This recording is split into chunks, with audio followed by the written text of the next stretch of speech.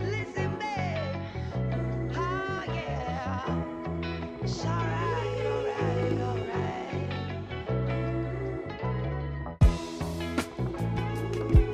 Listen, babe.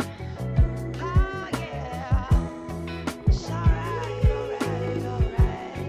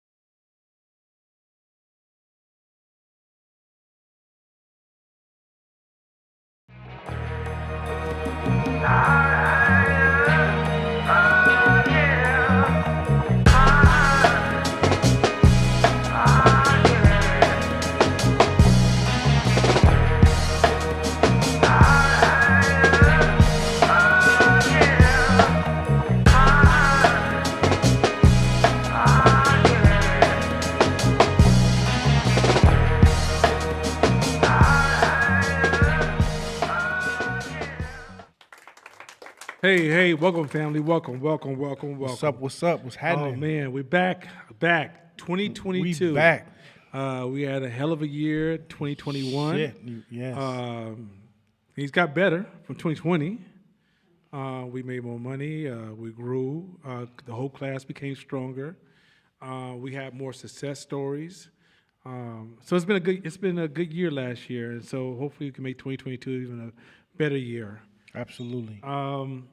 One thing I just want to let you guys know, those of you who are, first of all, we want to welcome everybody who's viewing from, whether you're from the Bay Area, Oakland, with the rest of us, or Bay Area, Sacramento, and all Bay anyway, or whether you're from LA, Chicago, New York, New Orleans, Texas, Detroit, Ohio.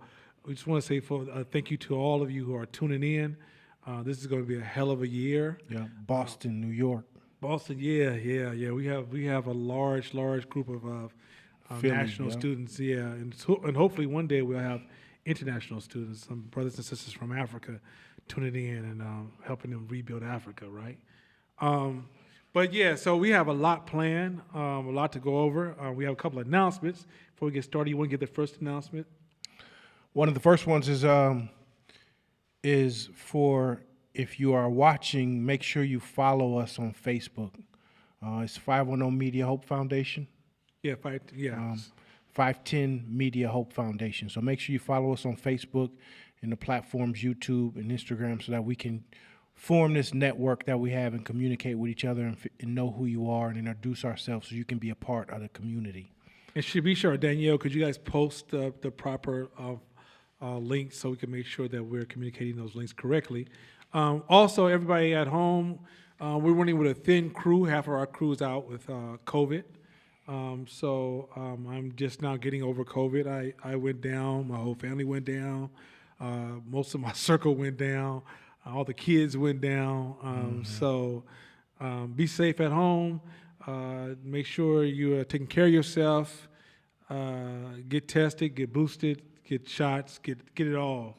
But get away from COVID. So just know that we're running half crew. So if you guys see some glitches in production, it's because half our production team is robotic right now because the other half is not missing. I want to say thank you to the team that was able to show up and they're well masked up and ready to go. So anything else before we get started? We can get started. All right, let's make this happen. We got a lot to cover. I think we should start off for those of the new students and some of the people who are joining us for the first time, to tell you who we are.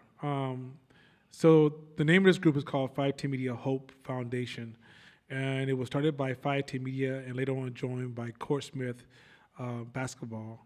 And Court Smith Basketball, the owner, is right here. We started this program because at the time, 510 Media is a behavior science / neuroscience branding firm. And quite often we're called in to do research and solve anything from group and social problems. And so in solving those problems, we noticed that a lot of the information that entrepreneurs have to scale and grow businesses were not in our communities. And many people in our community were going to taking these self-help courses, or they were taking classes from professors who were not entrepreneurs, or they were learning from people who were copying and pasting entrepreneur theory but didn't even understand the context of the theory. And I thought it was kind of weird that most of the teachers who were teaching entrepreneurs were not entrepreneurs, because entrepreneurs can put things into context. And so 6 years ago, we started the Hope program, and it started off in our old studio. It was about 35 people came out, and since then we've developed the course to a point that it's a really, really rich course. It's meant for entrepreneurs, leaders, people who are corporate executives. It's not really meant for somebody who just want to do better. Even though that does happen, and you do improve, you become a better person, become a better parent, a better father, mother, or whatever. We didn't design this class for individuals who are not really sure what they want to do. This class is really for somebody who's decided I want to be a leader or take on the responsibility of leadership. Third is that we designed the class targeting African Americans.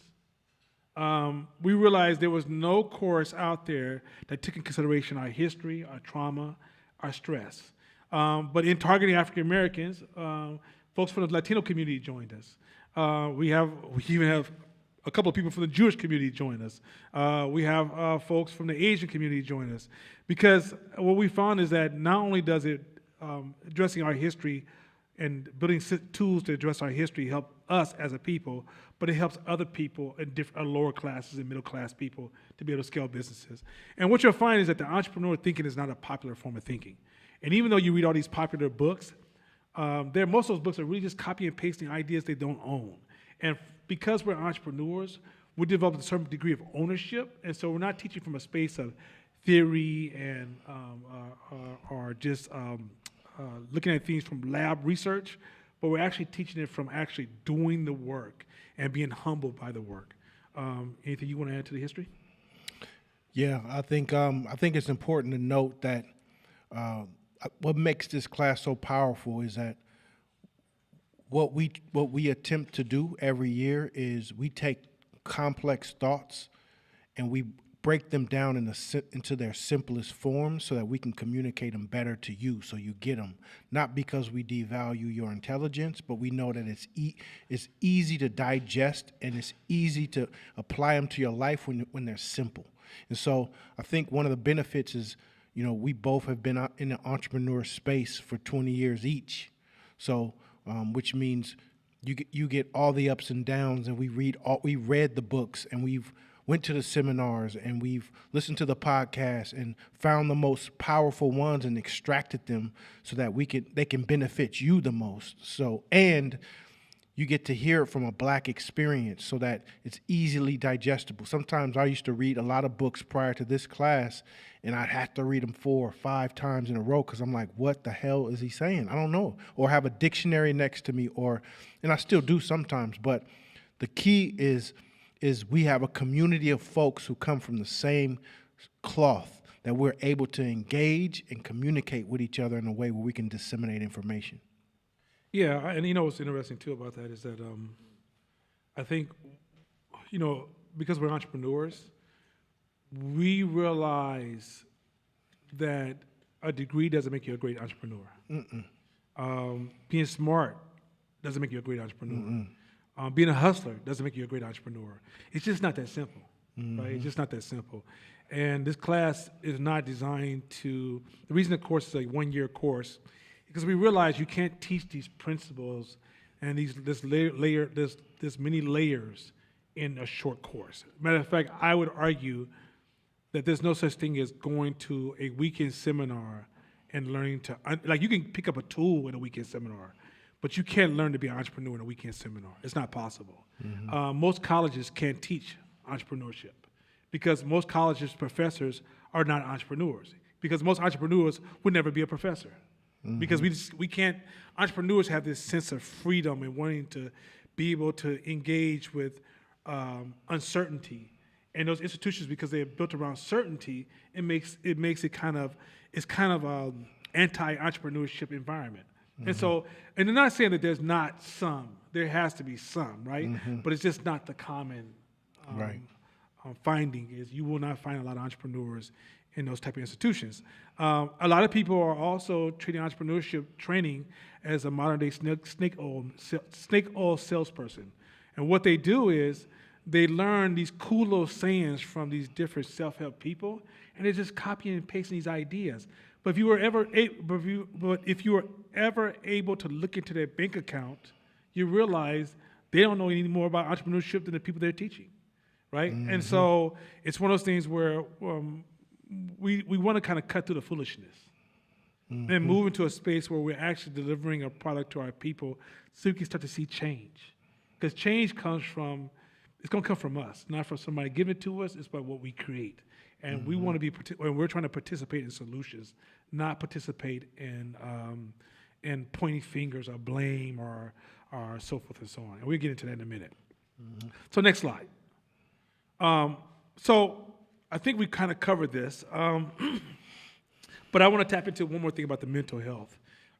We don't really understand how much, how when you have to cope with things for so long, for generations, and you never take your time to stop, sit down, and say, hey, what does not apply to where I want to go?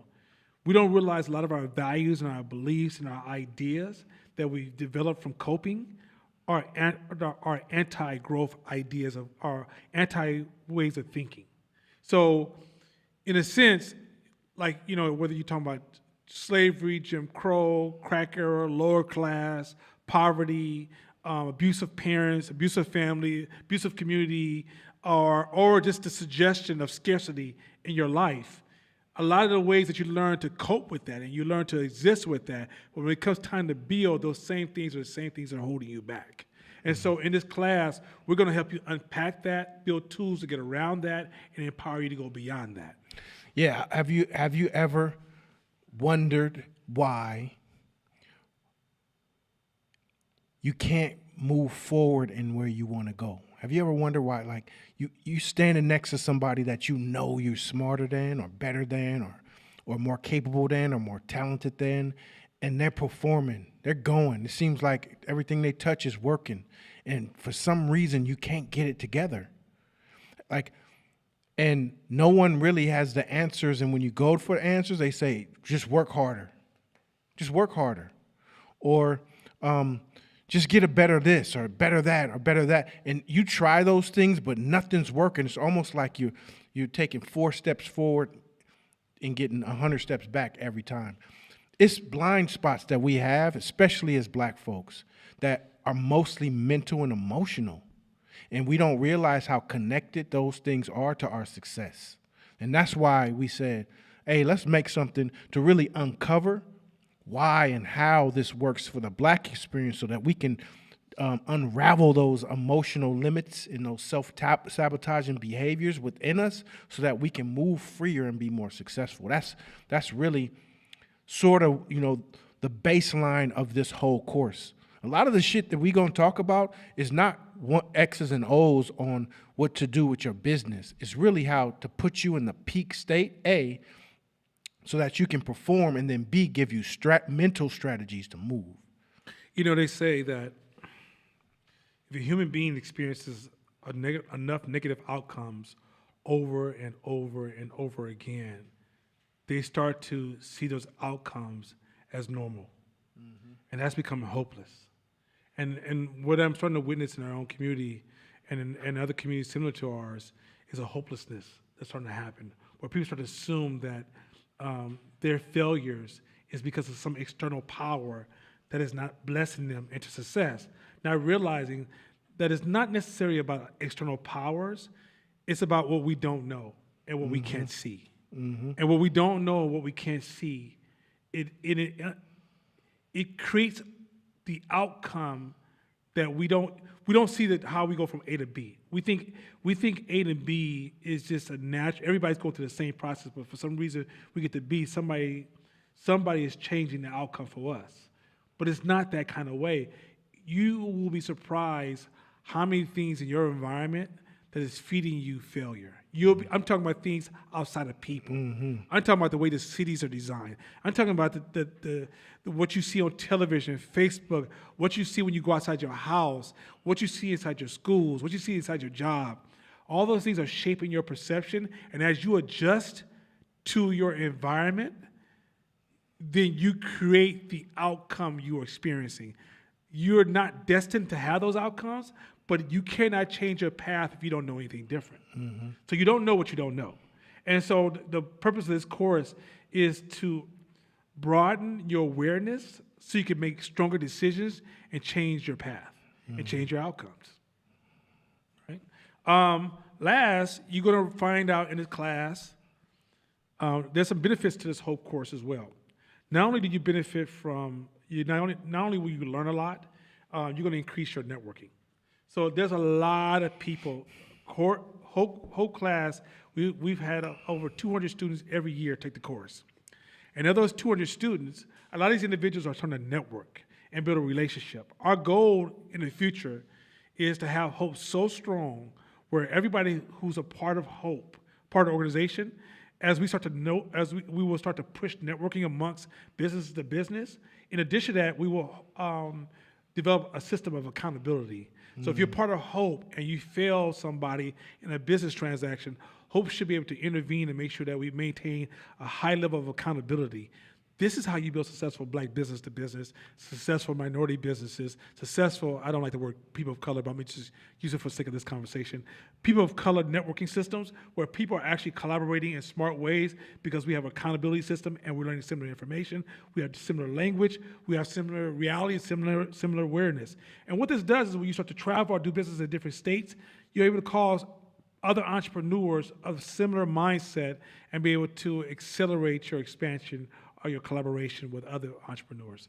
So that's one of the benefits of Phi Theta Media Hope. Yeah, and I want to touch on this where it says it's a strategical gym for black entrepreneurs. I think it's a dope statement because the analogy is so fitting, meaning your whole schooling life from kindergarten on to high school, and if you've gone to college, your college years, those, if you attribute that to an athlete, you've been trained to run track, right? So think about the muscles that are strong and powerful and stretched and developed for track. You're a track player. Entrepreneur muscles is like a bodybuilder. So if you just have strong lower body and you want to go entrepreneur, all the upper body, most of that's atrophied. So when it's time to lift something heavy, it doesn't work. You hurt and you can't, like, what's going on? Because you think, I've been an athlete my whole life. I should be able to lift this. No, you ran track. So the muscles that you worked out were for track.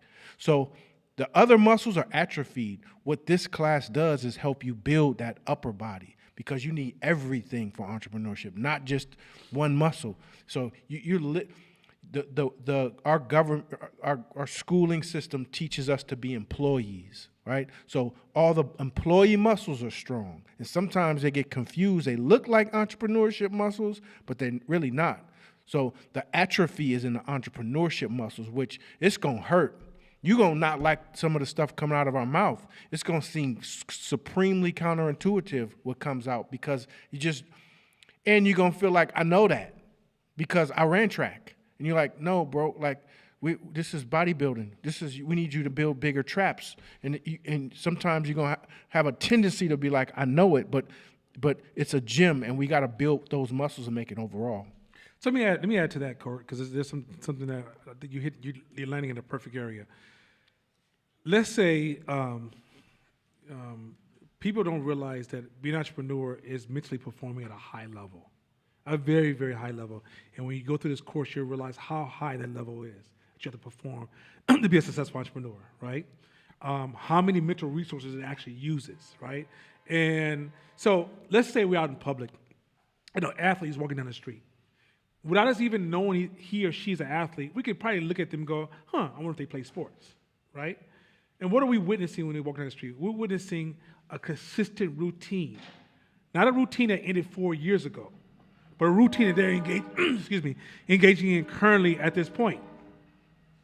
Entrepreneurs, what we don't realize, and somehow no one's told us, in order to be an entrepreneur, you need to develop a training routine to compete. You don't get into the NBA, go through all those years of development, and then once you're in the NBA, you stop practicing. Like, Steph Curry still has to practice shooting a jump shot. I start my jump shots regularly, right? And the reality is that somehow we think that entrepreneur is a point of arrival. But if you stop training, you start making worse decisions, your emotions start having greater impact, and you have a higher level of reality distortion, right? And so you have to literally train to stay in this game. Because once you stop training, we both experience this as entrepreneurs. Once you get to the point you stop training, you start making decisions that you won't even realize how bad they are until they accumulate it. And the cost of accumulation sometimes can be to the point it can destroy your business.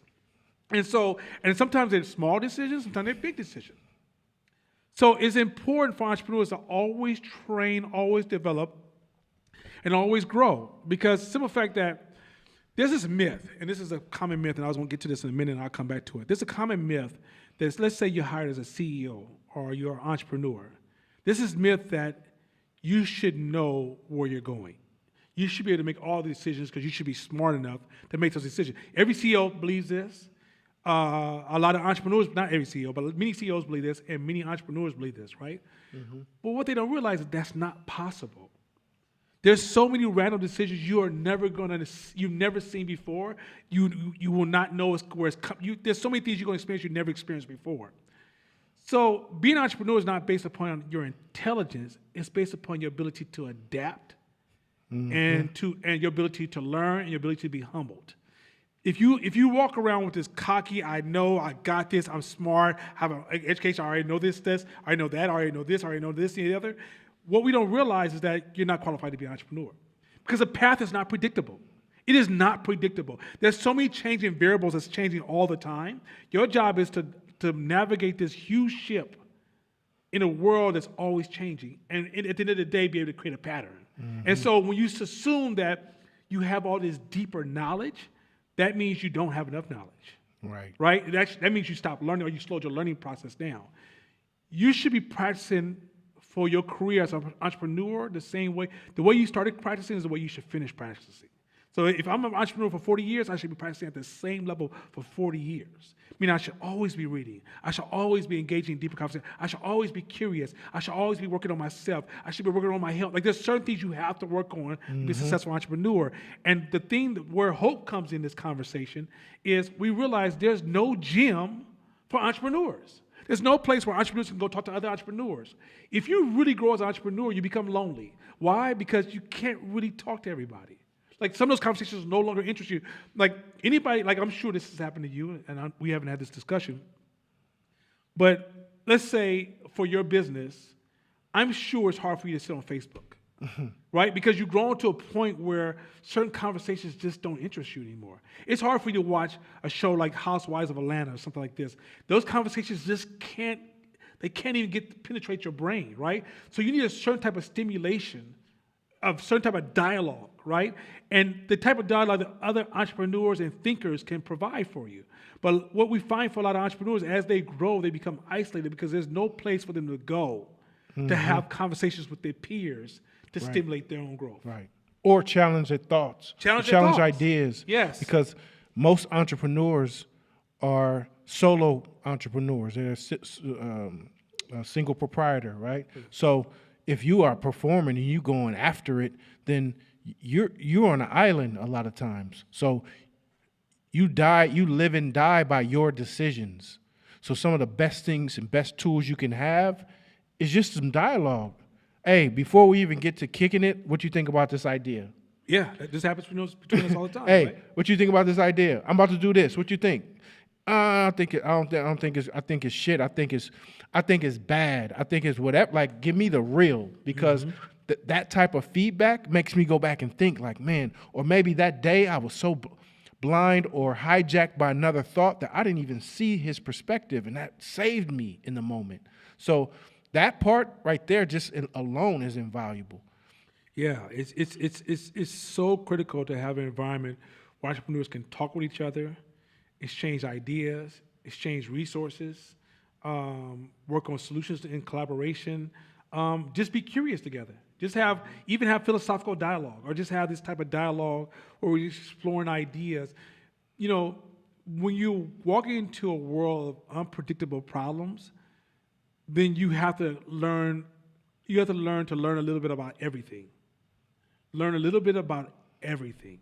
You can't afford to narrow your learning, right?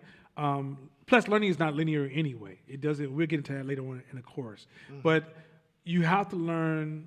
You have to practice the art of just learning to learn. Just I enjoy learning. I just want to learn, right? And entrepreneurs, all the entrepreneurs, we're always sending articles back and forth. We're always having deeper discussions, but it translates into a lifestyle and an outcome that we prefer, right? Like being able to drive your ship and impact reality and shape reality, being able to have a certain amount of financial power where you have freedom of choice, being able to have comfort, So, for example, now I'm not talking about comfort like, like a fancy couch or a fancy car. I'm talking about the ability where you don't have to think about bills anymore because you're building these systems that are managing itself. Being a system where if there's a breakdown in your family, you have the resources to show up for those challenges in your family because you built this strong, robust system, right? Being able to hire people in your community. You know how great that feels? To see a young man that you saw that was a baby of a friend of yours, now 17, 18, and they're looking for their first job, you say, hey, tell you what, I'm going to hire you. And you're able to train them and impact their life and change the trajectory of their life. That's huge. And so in the end, I think what's so cool about Hope is it's becoming an ecosystem designed around enhancing entrepreneurs. And it's what's so cool about this ecosystem is it has other people in our group community. So yes, it's focused on Black folks, but we also have extended our reach towards the Latino community. We extended our reach towards the ethnic hip hop youthful community. That means all races who are part of that culture that we call it the Bay Area type culture, where we know that kind of culture that can we relate to you, you relate to us, and we can ride together. But our main focus is Black folks, because at the end of the day, as we create more Black businesses, we can solve a lot of these problems that we're having in our community. But as far as that's kind of the value of Hope, is an environment where you'll have powerful thinkers, powerful conversations that can change and impact your life. Next. So I kind of mentioned this before. The purpose of Hope is to impact community. We have noticed as entrepreneurs, there's this popular movement of victimization happening. And for entrepreneurs, that doesn't work. Entrepreneurs are used to that. We're used to friction. Friction is part of our life. We're used to resistance. We're used to competition. We're used to somebody trying to destroy your business because they want their business to be in front of your business, right? We're used to that. It's not. We don't see that as a negative thing. And so the purpose of Hope is to kind of remove this victimization undertone. What we discovered is when you see yourself as a victim, it's self-destructive. It's self-destructive.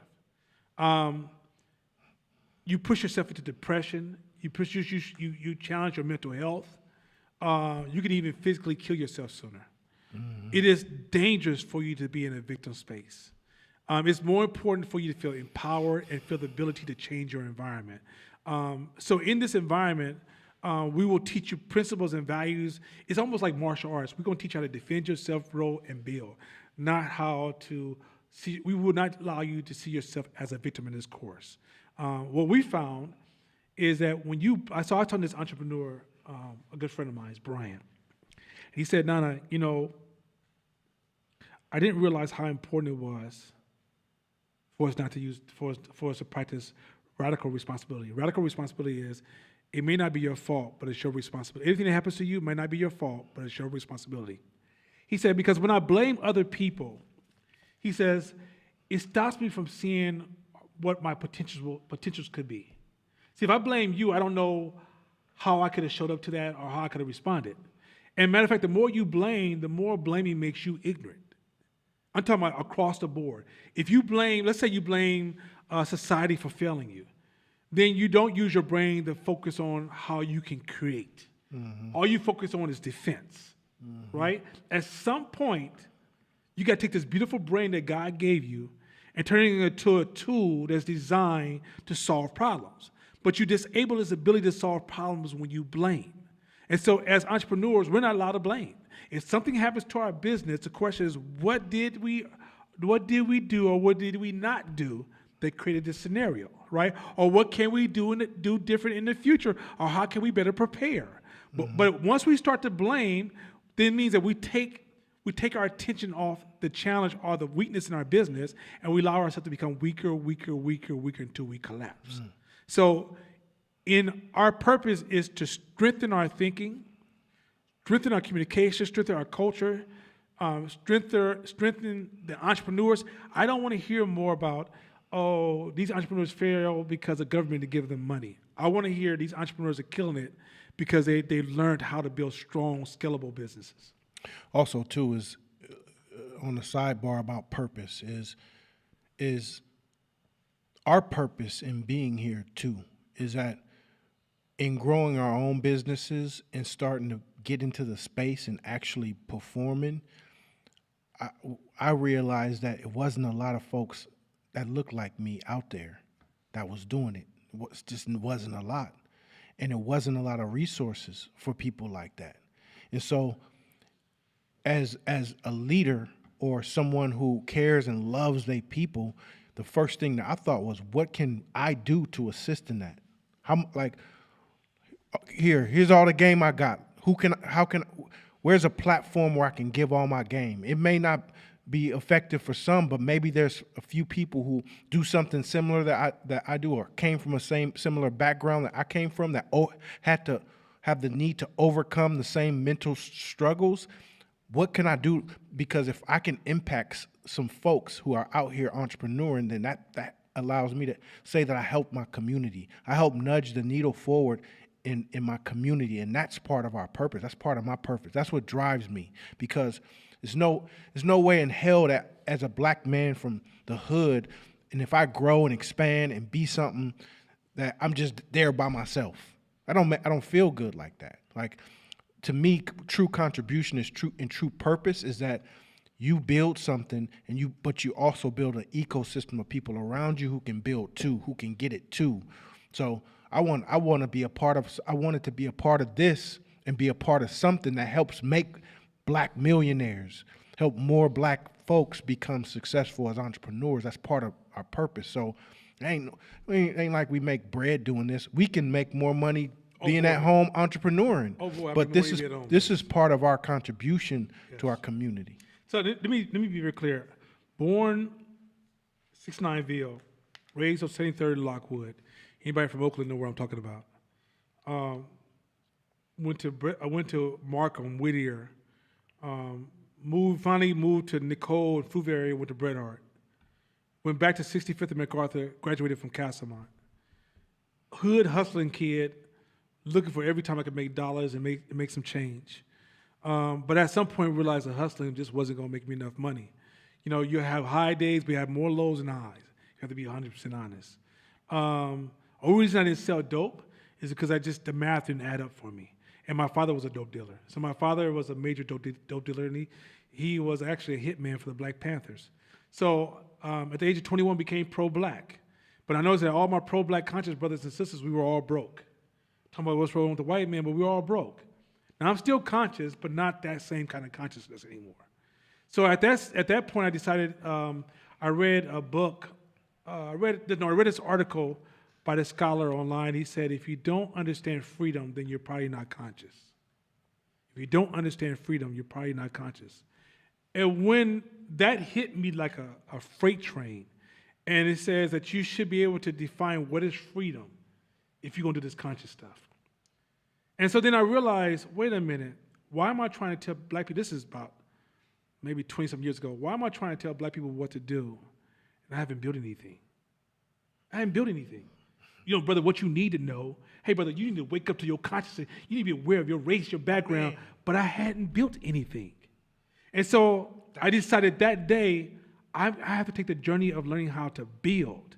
And on that journey of learning how to build, it will qualify me to have a conversation. And so I went from a poor kid of East Oakland to running a multi-million-dollar branding firm. And in a multi-million branding firm, I didn't run an artistic, just take pictures. But we do heavy market research that engages in the process of nudging human behavior. For example, when the 49ers had this beef with Colin Kaepernick, they called our company and said, hey, come out and help us think about how to deal with this, right? When there was HIV issues or COVID or marijuana issues in society, they called Fight Team Media to help us process this. When suicide issues happen, hey, Fight Team Media, help us process. When they found radiation in the soil in Hunters Point, hey, Nana, come out, help us process this, right? So we're in this position where we're impacting large corporations, and we're helping. Matter of fact, I just got a phone call today. There's this company that had been around for 30-some years. And they were, I can't say their name because I'm not going to put their business out there, but I'm going to share the story.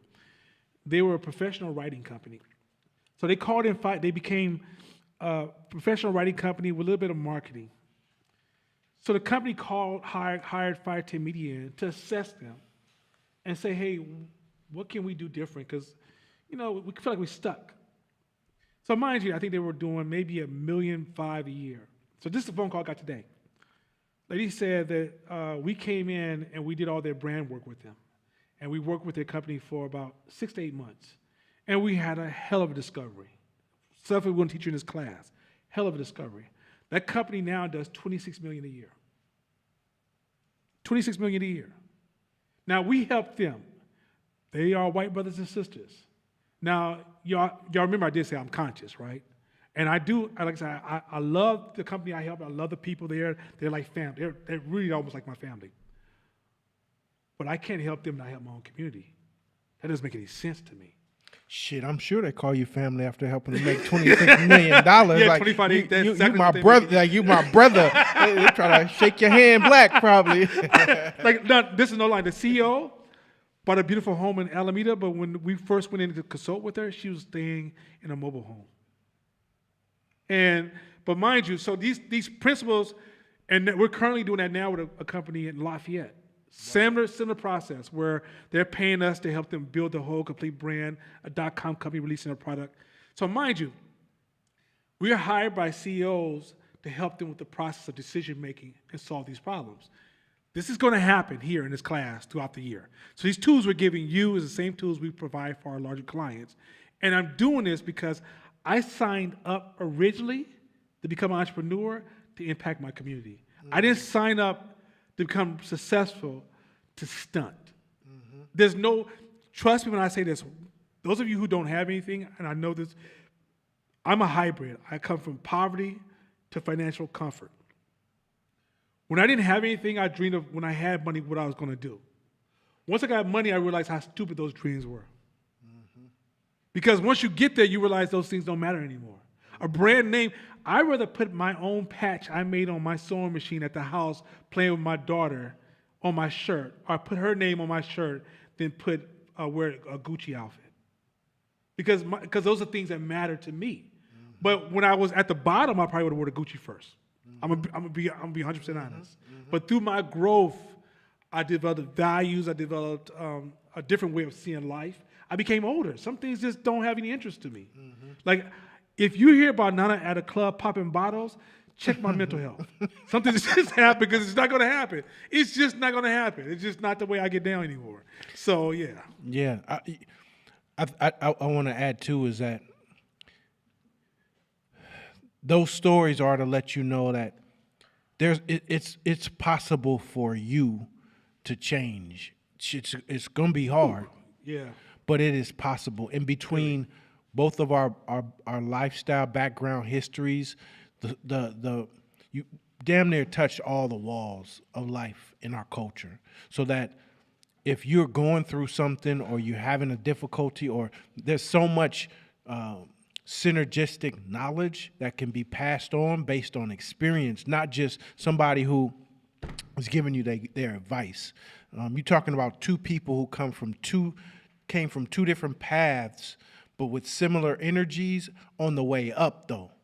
Two separate paths. So I think it's important to know, like, well, you don't understand, or you ain't come from where I come from, or you ain't went through what I've been through, or I had a hard life, or I had struggles, or I grew up poor, or I'm from the hood. Man, miss me with that.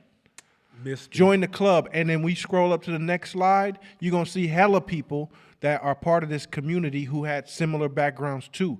So this is I'm about to get churchy, a testimony to the fact that these tools, if you work them, if you use it, if you're serious about it, they can help impact you and change your psychology, which in turn changes your behavior. Let me add one more thing before we go to the next slide. Because you're being trained by entrepreneurs, we're not trying to make you follow us. We're not trying to copy and paste ideas without any type of deep review process also. But we're trying to make you our peers.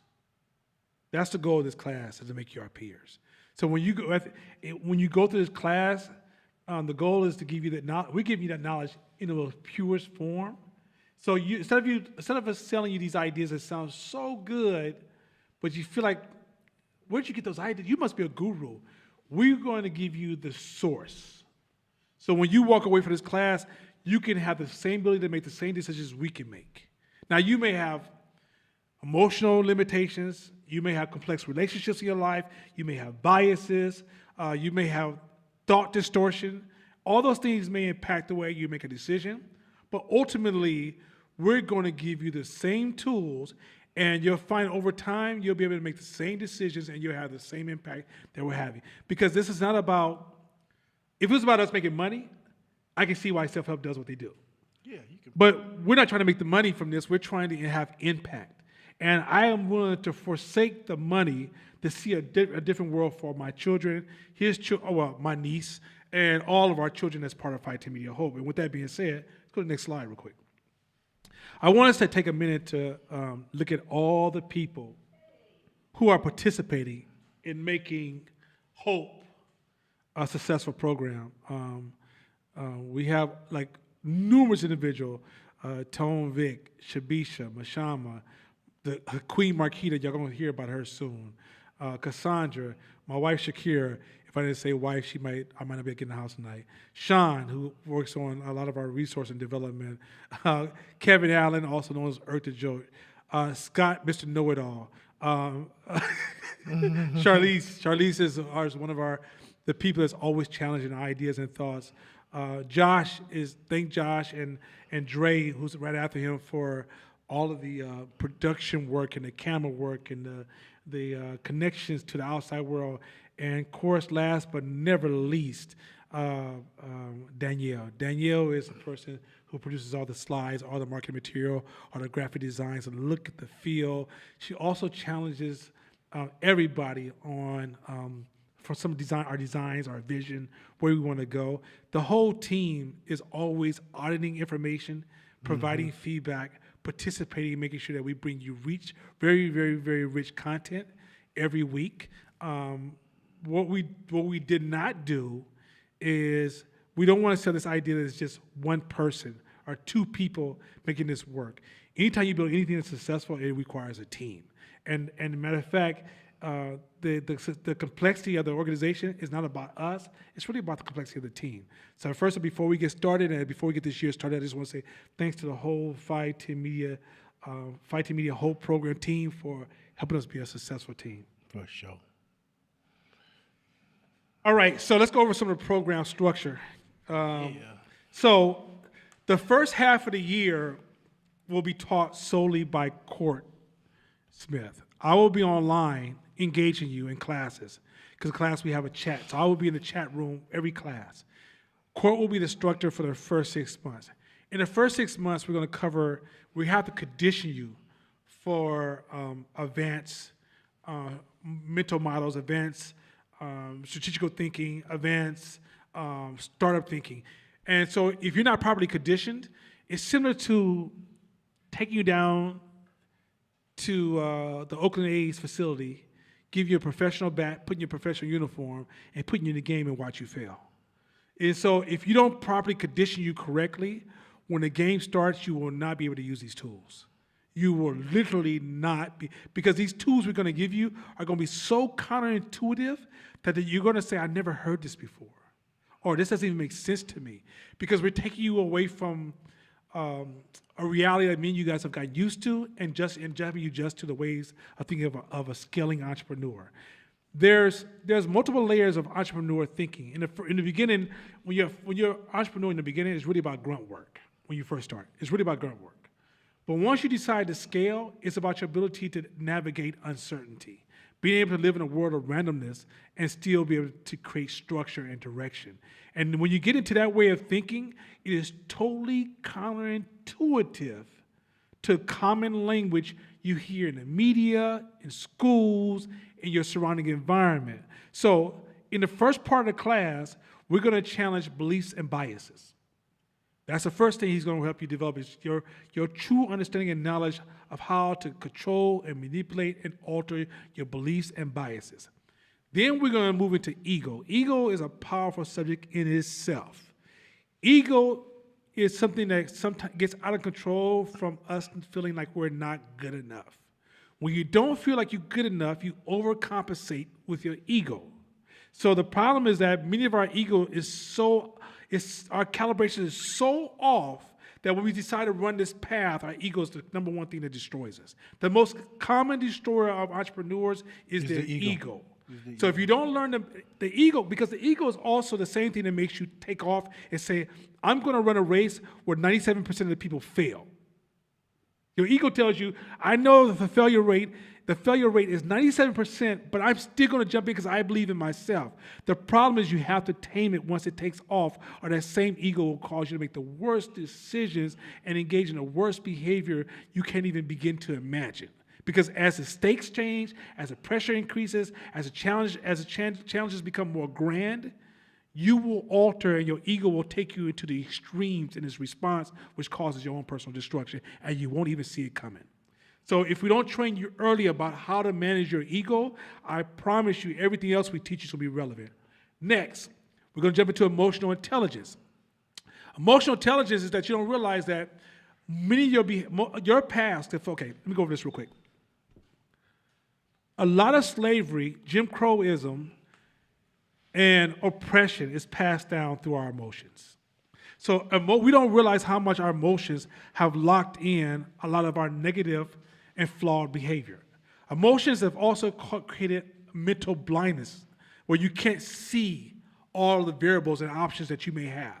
A lot of times people use your emotions against you as well as you use your emotions against yourself. So if you don't develop emotional intelligence, you will not be able to see beyond yourself. You're literally blinded by self. And so the third part of this first half is emotional intelligence. And then we're going to move into advanced leadership, which is teach you how to be an advanced leader. What are the principles? What is the exercises? How do you have to move to become an advanced leader? Then the second half of the year, this is where I kick in. We're going to get into actually a lot of strategies and philosophy and mental models and theories. It's going to be huge, right? And so we're going to move into scarcity. Why scarcity? Because if you never had millions of dollars before, you don't realize how much that's hurting you, right? And it hurts you on so many levels. It's beyond your even imagination. I promise you, don't even waste your time trying to imagine. Next, we're going to get into advanced startup techniques. So you're starting a business. What's the advanced ways of starting up a business? Third one is we're going to tap into is mental models. Mental models are how to make decisions. So the best ways to make complex decisions and dealing with complexities. And then last, we get into like scaling strategies. What are scaling strategies? Scaling strategies is strategies you use to scale a business. There's strategies for starting a business, strategies for maintaining a business, and there's strategies for scaling a business. And in the last part of the year, we'll work on scaling principles. Now, we're not designing this class for people who are just trying to add a couple ingredients. This class, it will start off slow enough, but within 6 months, it's an advanced course. So if you miss the first 6 months, like say you're 6 months into it, you're loving the impact, and you call one of your friends and say, hey man, I'm taking this class. It's having huge impact upon me. You just kind of come listen to this class. Don't be surprised if within 6 months, you're like, I don't really understand what you guys are talking about anymore. Because we've moved you into an advanced form of thinking. But we're going to hold your hand and help you gain velocity, and then once you gain velocity, feed you. Classes will start at 6:45. We're in roughly around 9:30. There's been classes that have actually ended at 10:30 when we were in a very, very deep subject and people were like, hey, give us more, give us more. So 10:30 is usually the latest we'll let the class end. You don't have to watch all the class at once. All classes will be recorded, and you can watch them in pieces. So if you're able to only watch half of it because you have to put your kids to sleep, or you have to go to work the next day, or you have something you have to work on, you can watch the class in pieces and come back and finish it before the next class the following week. Anything you want to add to you? Okay, well, covered that one. Ooh, that's a lot of words. Now, this class is going to give you so many nuggets. So many nuggets. We're going to introduce you to so many aha, eureka moments. Do not stress yourself out and try to learn this all in 1 year. This class should be designed for 1 year. When we originally designed the class, we thought it was a 1 year course. But we found that we stopped calling it, matter of fact, we want to get away from the word class and call it a group. Most people in this group has been in this group for more than 3 years. Not forced, not required. You can leave, you can leave tomorrow if you want. The reason people stay around longer is because they get more every year. Learning is not linear. You don't say, I took this, okay, I'm done. I took this, now I'm done. I took that, and now I'm done. Learning is a compounding process. Through multiple experiences, reflection, mental simulation, and acting, you gain little pieces at a time. And through slow accumulation, you gain the knowledge. So the first year, for some of us, you're going to get a lot of things that's going to change your life. There's a lot of things you're going to hear that you want to change your life, but you won't remember. There are going to be some things you're going to hear, you're going to interpret, but falsely interpret it. But if you continue to stay with the material, as those Pandora boxes are open, you'll realize, oh my God, this is amazing information. And this is coming from the constant testimonies of all of our students. Yeah, and so let's get back into that same key word. It's an entrepreneurial gym. So you can't work out one day and be like, I'm fit for life. It don't work. So you got to continue to cycle and recycle the information and apply it. See, that's the other piece. It's about application of what you learn. So sometimes you may, because there's so much information and so many nuggets, you may focus on one piece of what was said, or the emptiest part of yourself you find in a book and you light up when you're told to read it. And that's what you focus on. You write that down in your notes, and now you go after it.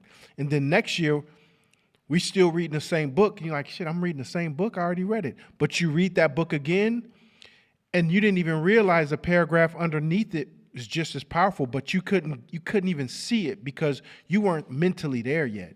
You had to digest the paragraph before that. So I don't know if you ever watched a movie and then watched it again, and there was all kind of stuff that you saw that you didn't even know that was in the movie. Is because once your brain digests something, it gets used to it. Now it allows you to see more. It opens up the rest of the room to you. So that's what this is going to be. So don't trip on trying to get everything. Go after it as hard and as best as you can. Learn as much as you can. Apply as much as you can. But next year we're gonna do it again because it's a muscle. It's like when you walk in the gym, you're like, that bench press is here again? Like, why don't they get new equipment? Man, that bench press has been there for 30 years and it's gonna be here for 30 more because it's not the equipment, it's what you do with it. Try to make sure I listen to this context over content. So make sure we cover that. I think I did somewhere. Yeah, I did. Okay, good. We'll come back to that. Our next subject. So we will have in this class, historically we've done linear reading where we read this book, next book, next book. The way the course is going to be set up now, we'll give you 2 to 3 books we're going to be reading per section. That means like for within a 3-month period. And what this does is that as he's teaching, he may pull material from 2 books. 3 books, right? He'll let you know which chapter they're in or where they're coming from. When you're reading these books, I suggest that you don't just read them, you get the audio version too. Let me tell you why. We are in the real world. Everybody don't have time to go home and sit down next to a cozy little fire and grab their famous little beer and put on their favorite sport team jersey. I try to make that as masculine as I could. That's the best I could do. But I thought you were going to say Kenny G. Hey, man, look here, man. Don't do me like that. So, wow, Kenny G. But what we discovered is when you're driving, it's an excellent time to listen to an audiobook. When you clean up the house, excellent time to listen to audiobook. When you're at the gym and working out, you're doing this mundane workout you do all the time, excellent time to listen to an audiobook, right? When you're going for a walk, when you're grocery shopping sometimes, excellent time to listen to an audiobook. When you're waiting for something in line, excellent time to listen to an audiobook. Then when you have some time, you can take notes, you can go home and then go back. And the reason I say you get both copies, if you just do audiobook, there's things you will miss when you do audiobook. Because your brain sometimes will go, that's interesting, and start to explore the thought while the audio is still playing, and you miss the next sentence, which is just as important, if not more important, than the previous sentence, right? Or it gives a sentence context. So when you read, what it does, it allows you to actual focus at a much deeper level. And so what we suggest that if you're new to this class, now those who've been in the class for a long time probably have both copies, right? But for new students, what we suggest is spend the extra $10 or $15 and get you an audio copy and a written copy. Number 3, the best investment in the world is knowledge. Better than Bitcoins, better than the stock market, better than running your own business, the best investment in the world is knowledge. So when you spend that $20, for example, all the money I made from those few books, I may have read, say, 150, 200 books in the last, say, 10 years. Of those books, the amount of money I made, the amount of money I spent, even based on time, the return is phenomenal. It's not. It's not. It's not even, It's ridiculous. And it's a gift that keeps on giving. So Yeah. don't let your scarcity go, buy the books and listen to it. That's a lot of money. Hey, I tell this to people all the time. If my house was burning down and I had 5 minutes to run in there, I run in there and get my books. Because with the books and knowledge, I can build a bigger house. I can get a better house. I can get all the stuff that burnt down in there. I need those books have been invaluable. Those are the things that help change my psychology to help me grow as an entrepreneur. So, to me, my books are besides my family, of course, are the most valuable possessions that I have. I don't care how many books I get. If I gotta move, man, we moving in books. So I think it's hell of important if you get both, because if you listen to the audio in the gym, there's some elements you're gonna get and elements you won't. But then when you read it and see it visually, some of those elements that you didn't understand get clearer when you're looking at it on the page and allow you to take notes. So I think it's powerful. I know they say if you want to hide some shit from black folks, put it in a book. I don't know how true or not true that is, but reading is one of the most important things that we're going to do in this class, and it's going to open up the money world and business world to us. Next slide.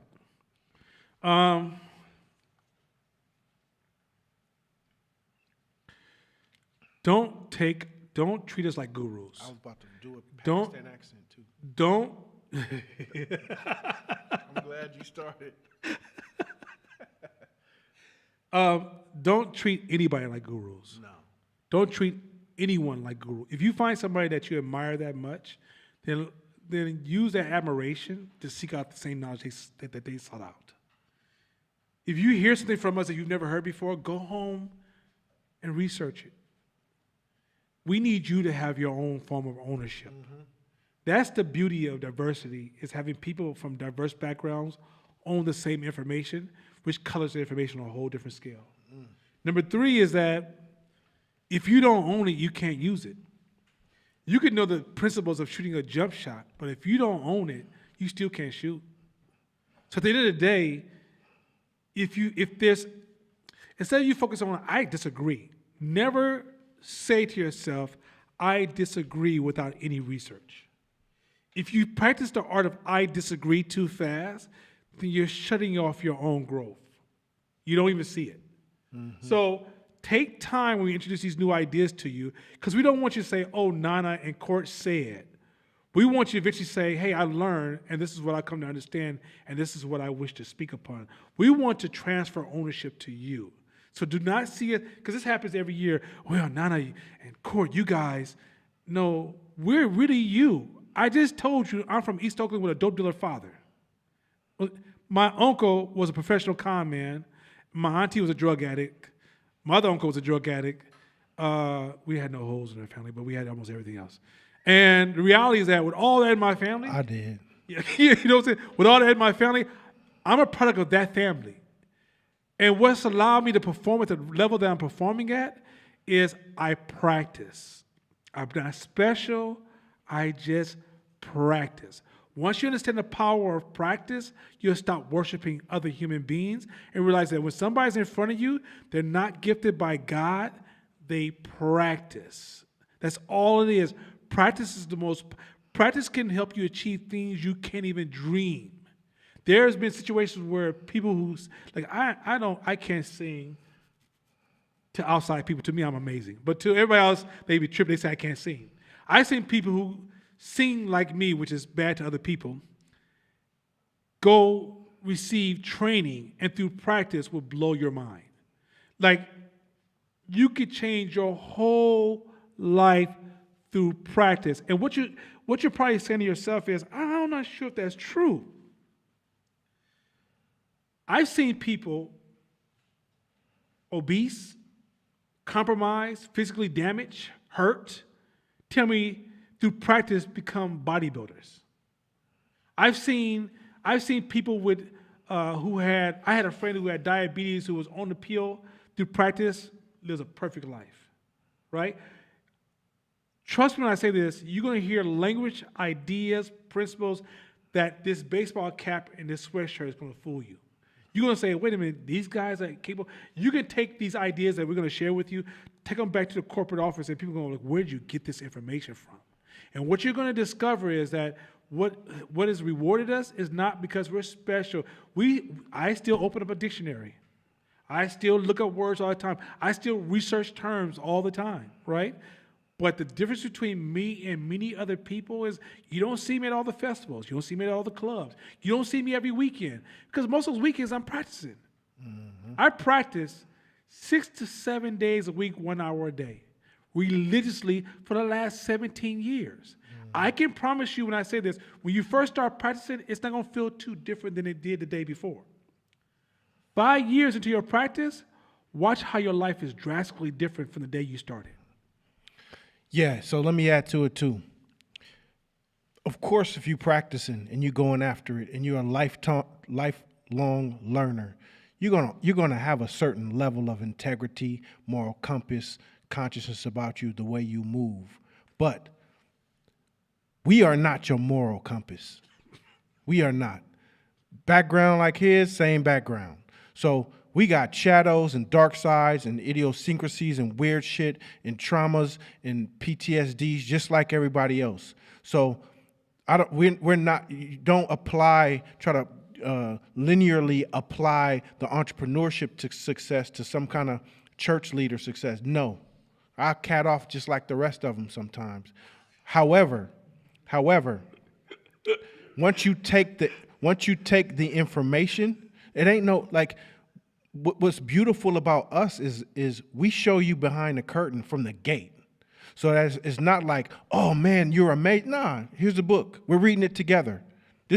Go to page 47. This is exactly where I learned it from. You got any questions? I can explain it to you. So now there's no mysteries behind it. What magicians do is similar things that the self-help gurus do a lot of times is they may have these tools that seem magical.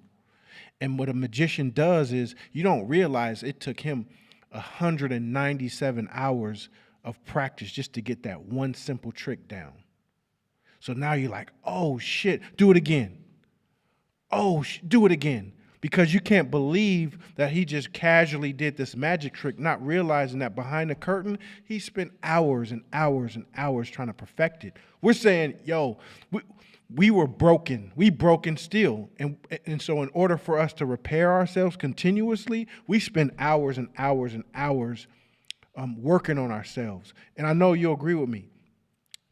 I've been reading books since 2003, going hard like that.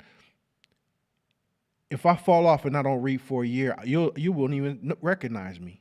Oh yeah. Because the old me is so entrenched and embedded in who I am. That practice is almost like tuning a piano and just tuning out the false parts of a piano. So if you just let it sit for a year, it will slowly go back. So anybody can always tell if I'm not practicing.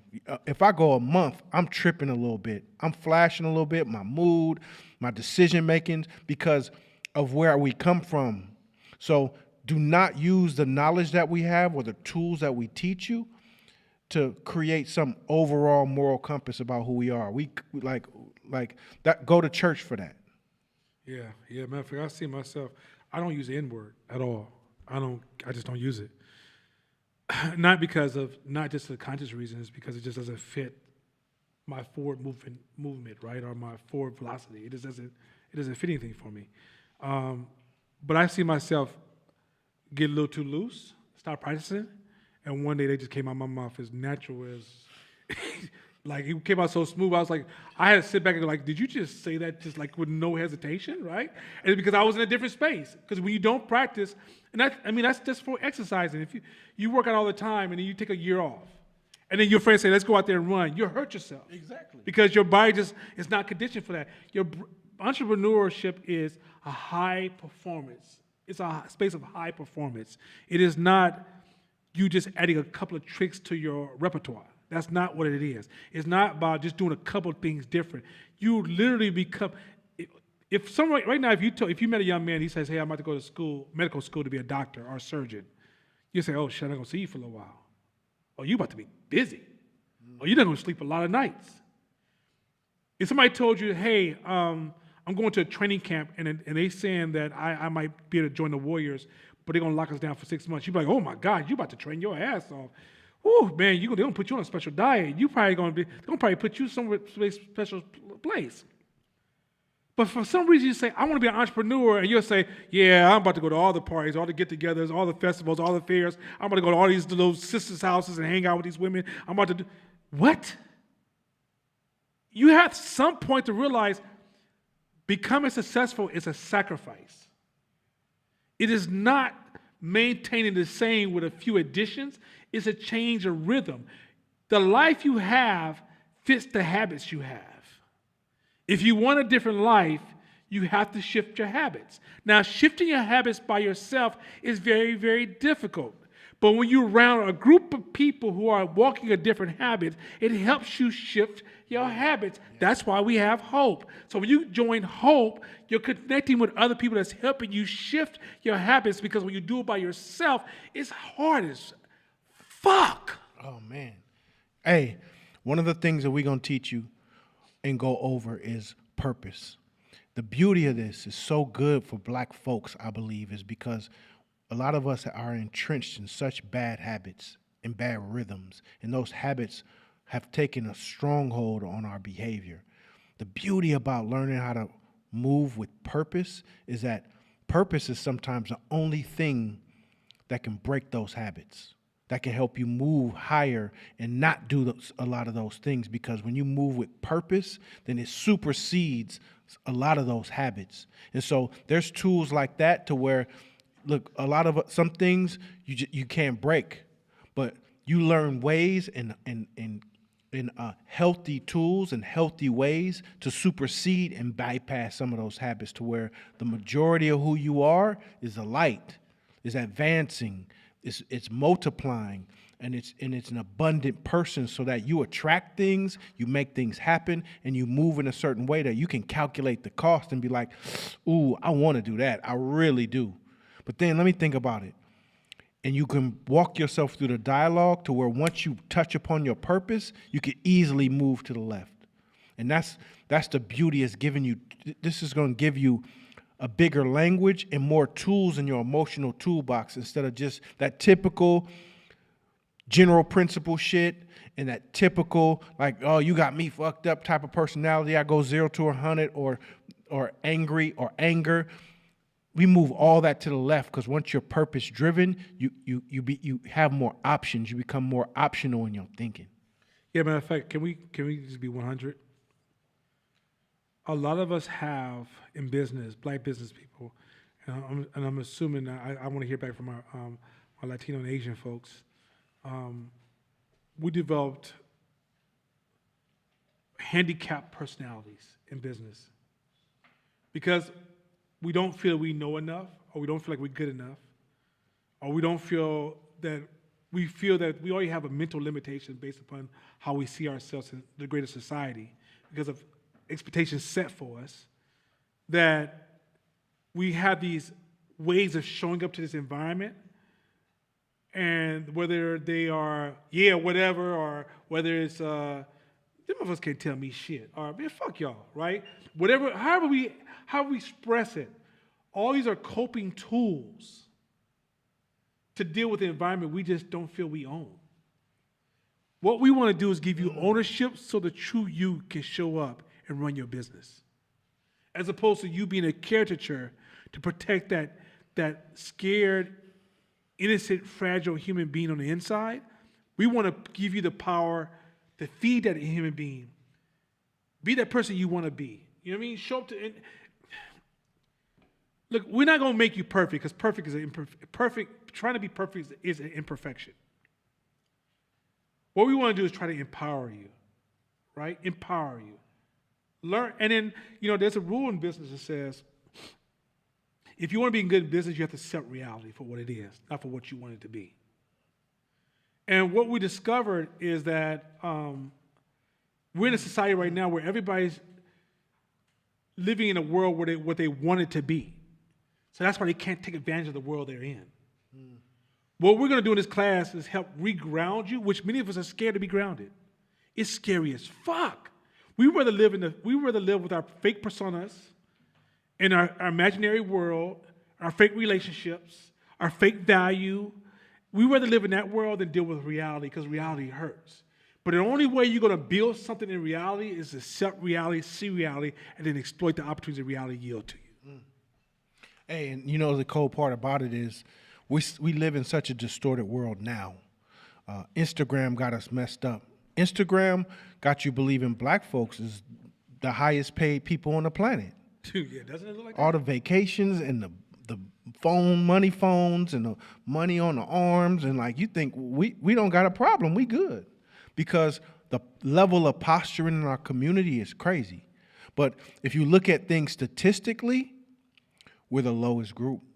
We're the lowest paid group. No, tell them how low it is, man. Man, how bad it is. We got on average, black folks got $7 in their bank account on average across the board. On average, $7,000 net worth on average. I mean, think about those numbers. When I first read it, it made me want to cry, literally, because I love my people. The average black entrepreneur only makes $27,000 a year. The average black entrepreneur only makes $27,000 a year. There's more entrepreneurs who are making almost no money. No money. I'm talking about they're robbing Peter to pay Paul. But if you watch the images on Instagram, you think everybody minimum is making $100,000. Minimum. Mm-hmm. And then you get caught up with a lot of these schemes because you see these lifestyles on the gram, and you're like, man, I want that. I want to go to Tulum. I want to go to Cancun. I want to go to all these places and kick it and ball out. And so you start taking these extra risks. You start getting caught up in these schemes and getting hijacked by these schemes of people who, hey, make money today, get rich. I'm a Forex trader. I'm going to do this. I'm going to do that. And next thing you know, you're continuing to go down that rabbit hole of poverty. The dope part about this is that this is a fisher person's class, a fisherman's class, which means everybody's trying to run up to you and give you fish and keep you addicted and hooked on them. We're saying, nah, we're going to show you how to fish. We're going to show you what the rod looks like. We're going to show you what bait to use. We're going to tell you the fish that are in there. We're going to tell you how to throw it, but don't throw it just this way. There's several different ways depending on the fish. So then you survey the land, and then you figure out your formula based on all the knowledge you have. So that dude who kept giving you fish, say he died tomorrow and you got a family. Oh, shit. Where's that dude at? Is there another dude? That's not a leader. You're reliant on another human being to feed you. Well, what we're saying is, in this class, we're giving all the game we got so that we create fishermen. So if we're not tied to our businesses because my biggest investment is in my head, my knowledge, the books that I read. So I'm not married to the success of my business. If my business died tomorrow, man, there's no ego or posturing about it. But the beauty of it is I have the tools where I can start something up 2 weeks after that. And I have confidence that I can scale it. I have confidence that I can scale it based on the tools that I have. So if I get lucky or something happens and I get a big win and a big hit and my company takes a big charge up and I don't know how I got there and for some reason listen, I invested in myself for so long, I know how to fish again. Hey, it's no fish in that water no more. Oh shit, what are we gonna do? Let's go to another lake and do the same thing. That's the beauty of this. Next slide. By the way, I want to say something about these slides. If you notice, we're using a lot of black folks on these slides. We want to celebrate our culture. So when you look at these slides, you're going to see a variation of black folks from all kind of backgrounds. But we want to celebrate, as we teach this entrepreneur class, we want to celebrate who we are, and then we want to show the beauty of who we are. We want you to see these slides and go, hey, we are some beautiful people. Because once you see the beauty in us, you see the value. Once you see the value, you see the opportunity waiting for you. No structured homework. First of all, there's a rule that says homework, in some cases, is a zero-sum game. Not a zero-sum game. It's no, it's not zero-sum game. It is diminishing returns. Oh, diminishing returns. And so what we want homework to be in this class is that we're going to introduce a lot of new ideas to you. Homework is not only reading the material, but researching those ideas. We will be giving you guys podcasts that you can listen to when you're at the gym or when you're working out to kind of enhance the learning that you're having. But we don't want this class to be about you turning in papers and we're reading because it's really about life is going to grade you. We're not. Right. Life is going to grade you. We're not. This is not going to. I can give you an A. You used to get an F in life. Like it just. That's just what it is. I don't want to do like. I can give you a certificate, but that's bullshit. Like this is not about the bullshit. It's about. Look, the best way you could ever thank us is go produce. Man. The best repayment to this class and to everybody else to support you is produce. So at the end of the day, when you work on something, and as you struggle through that and as you grow, that's your homework. Once we get into this, work on a document and you give me the paper back. Now, I expect you to ask a lot of questions when things are somewhat distorted. I expect you to engage in a lot of discussions to kind of gain clarity. But I promise you, if you send me a document, if I have time to read it, oh, we didn't state this. We're teaching this class on Wednesday nights, but we're running full-time businesses. So this Hope course may seem, even though I showed you all these individuals supporting the class, and they all supported aggressively, let me be very clear.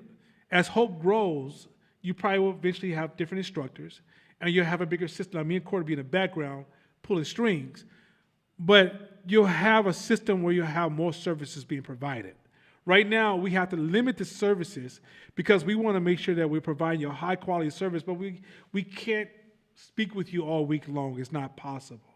We can't pick up our phone all week long. It's not possible. We can't engage in a whole bunch of conference because we're running companies. And when you're running a company, it's not what you think. You'll learn about what that is later on. But we have so many things we have to focus on. It's hard for us to come back and have day-to-day conversations with individuals. We do have people in class that take on that responsibility who are alumni, who have businesses of their own, who wish to give back by helping some of the new incoming students. But I want to be very, very clear. We make ourselves available at times, but they're very controlled times because we are running businesses that are scaling. We're in both in scaling mode. And when you're in scaling mode, it's a whole different way of running a business. And you guys will learn more about that as we move into it. So let me get into a couple things. There is nothing like this program. I have not found any program at all that's like this program. You say, no, that's a bold-ass claim. Well, I'm making that bold-ass claim. Most programs, so let me go over this story real quick. Let's say you walk into a restaurant and there's a whole bunch of line cooks and there's a chef amongst the line cooks. Let's say all of them prepare a meal. Upon eating the meal, you can't tell who is a line cook and who is the chef because they all can prepare the same meal to the same level of excellence. But if something happens, some drastic variation occurs, some product is missing, something goes bad, one of the freezers go out, short supply, something's missing, and they all have to recook a dish with what they have, you will instantly know the difference between a line cook and the chef. Because the chef will be able to understand the principles and the science of food and recreate a pleasing meal. The line cook says, I don't have those tools anymore. Most entrepreneur programs create line cooks. You say, well, why would they create line cooks, Nana? Because every time you have a new variable in your life, they know you cannot handle that by yourself, so you have to come back to them by giving them money, and they can teach you how to solve that new problem. And that continued relationship keeps them eating. Well, we have no interest in keeping that kind of relationship. Our goal is to create chefs. Most people who are teaching entrepreneurship are learning from copying what they hear from other entrepreneurs, teachers, and then pasting their version of it, saying the exact same thing. There's no surprise you can listen to Tony Robbins one day, which I do respect, and then listen to somebody in your neighborhood and go, oh my God, they almost sound like the same thing. You can listen to Les Brown and you can listen to your neighborhood dude on the corner. Damn, it sounds like the same thing. And the only reason it sounds new to you is because you're new to the game. But we see this because we've been in the game so long that they're copying and pasting. The other things, they can't give you context. Let me see very clear. They can feed you all the content in the world. They just can't tell you when, how, where, and why to apply it. They can't even tell you how to adjust to your scenario, your business, and your challenge. First of all, no class can give you detailed strategies, to-do strategies. Why they can't give you to-do strategies? Because business is full of multiple okay, for example, let's say we have the exact same business. If me and Courtney has the exact same business and we sell the exact same products, we will experience numerous problems that are different from each other. There will never be a copying and pasting experience. We can have, today could be Monday, and his Monday could be totally different than my Monday. I can have different challenges than he has, because there's so many possible variables that are impacting our life. What would ensure our success is our ability to process the problem that's in front of us. The ability to see the problem, translate the problem, and solve the problem. So that's number one. 3, business was never meant to be easy. Those who suggest that this entrepreneurship shit is easy, they're running game on you. Some of this stuff requires, okay, if you're a single proprietor, if you're a sole proprietor running a business by yourself with no employees, I will say it's a little bit easier. Once you have to hire employees and make them do everything you want them to do without force, but through encouragement and motivation and training, and make it a part of their lives, and make it rewarding to the point that you enhance their lives, and make them and hire a team that's so talented that you at your best can't even compete with them at their worst. That complexity requires complex thinking to achieve that goal. Now, you don't need to learn it in one weekend, but you have to build those skills. And when you build those skills, you can get a group of people to produce a multi-million-dollar company for you. When I first started out on my journey and I realized the power of personal development and learning and books and reading, I went ham. I went crazy. And so because I saw the results directly affected in my bottom line, so I started buying all these seminars and books and things and audio books, and I started going to all these seminars. So the reason I can attest to that there's nothing like this is because the business model is set up completely different. It's a pyramid business model. So the goal is to get you in. The goal is to get you in with a couple nuggets of information that makes that person appear like a guru, right? So I'm gonna give you a couple pieces. Then once I get you in, I'm gonna say, yeah, if you want more information or you want the next level, then it's 129. He like, shit, I learned went to this free seminar. I can imagine what I get for the 129. So you pay the 129 and they give you a couple more nuggets. Give you a couple more nuggets. You're like, man, my mind is blown. And they say, yes. And so now the rest of this is in the next seminar, and that's 5,000.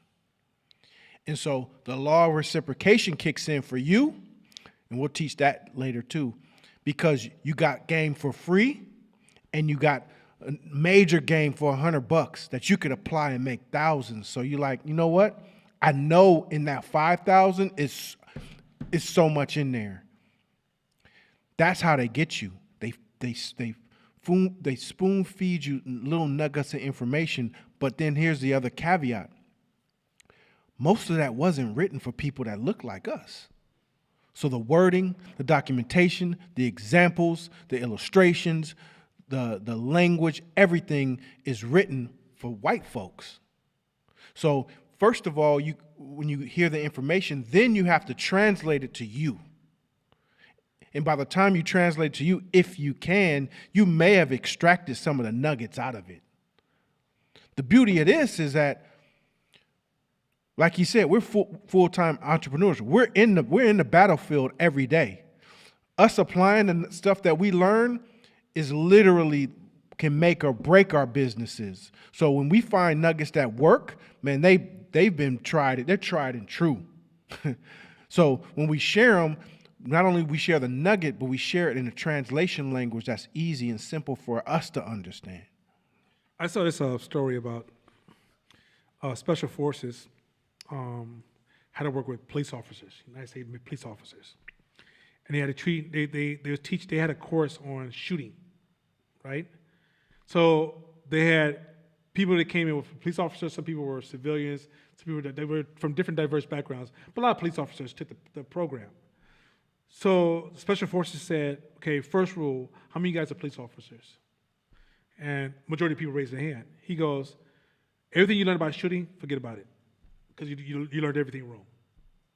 He goes, we're going to teach you something you're the hardest one to teach because you're stuck in a lot of bad habits of how you learn what you thought was right, and you had a whole world to support you. Like you were a police officer, they taught you to become a police officer. You're supported by a whole bunch of group of peers across the nation, and we're here to tell you that's all wrong. That's kind of what this class is about. A lot of these courses you've taken up to this point, it's not all of them have been wrong, but a lot of them are wrong. Mm-hmm. And you're going to learn that through the year. And if you ask a lot of the people that's in this class or talk to some of the people, some of the returning students, they'll tell you, yeah, it's extremely wrong. A lot of the popular things you hear about entrepreneurs, and everything you hear from rap songs about entrepreneurs, except Jay-Z had a pretty good one. Most of those rap songs that we talk about entrepreneurs, most of that stuff is wrong. Money over everything, wrong.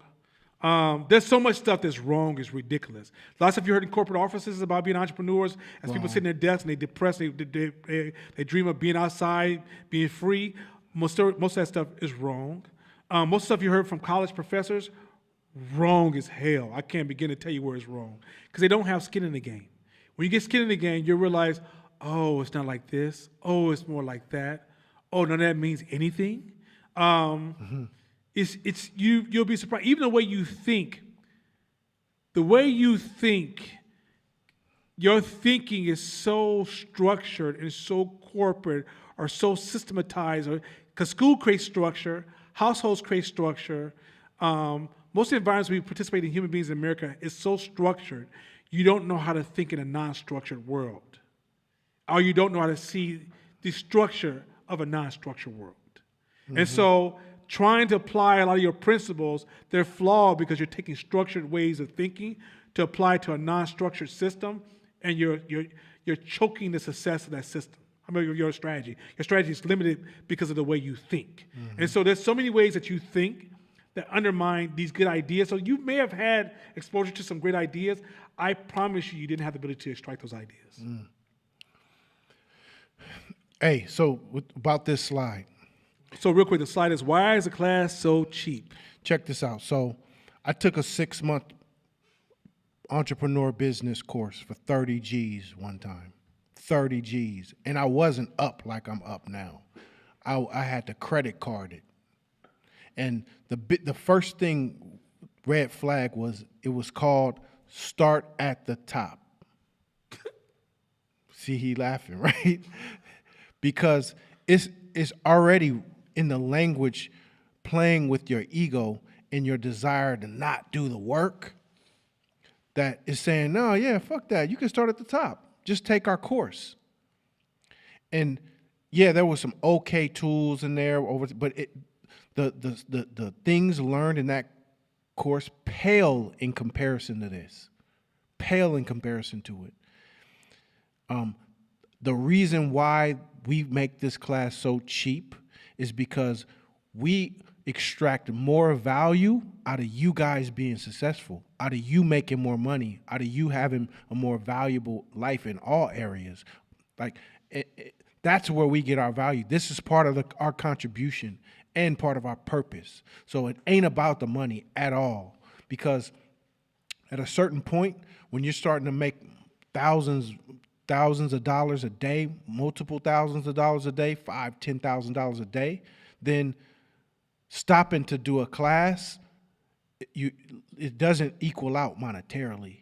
So the reason why it's so low is because we extract value from your success, man.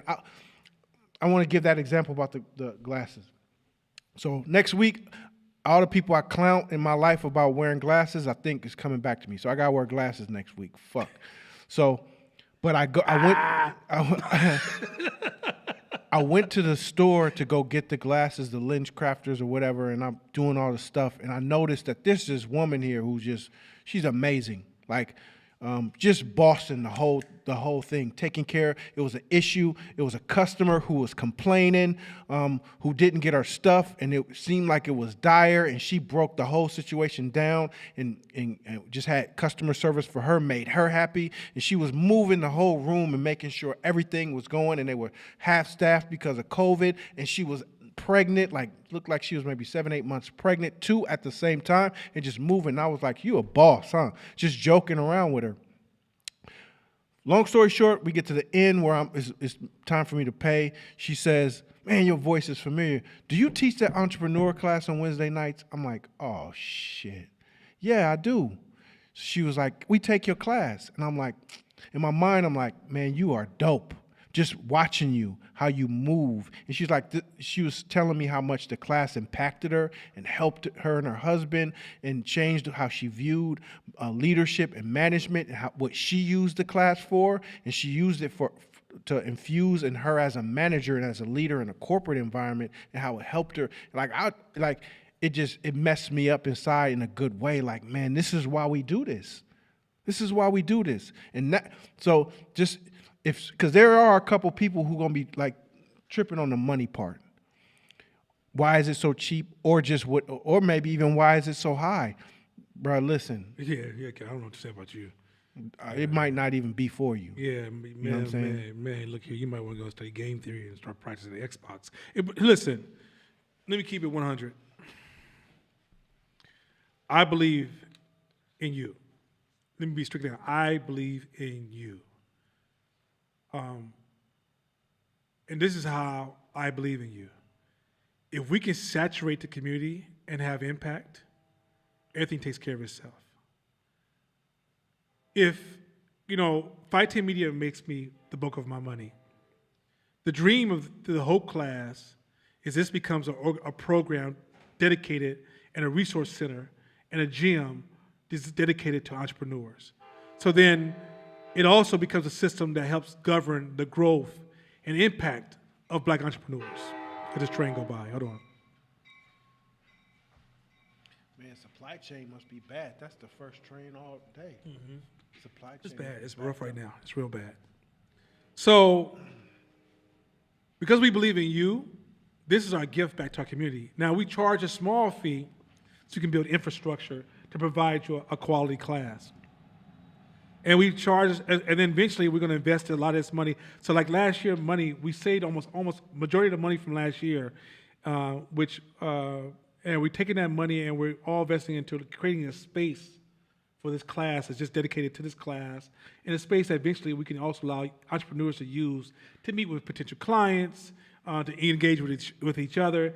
And I want to my vision is to have a space where it's like a cafe just for the people as part of the whole program, where you can come down, work on stuff, free food, free coffee, free drinks. You sit there, you work on stuff, you engage, you work on strategies. We have digital boards and everything designed for us to work on solutions and solve problems together.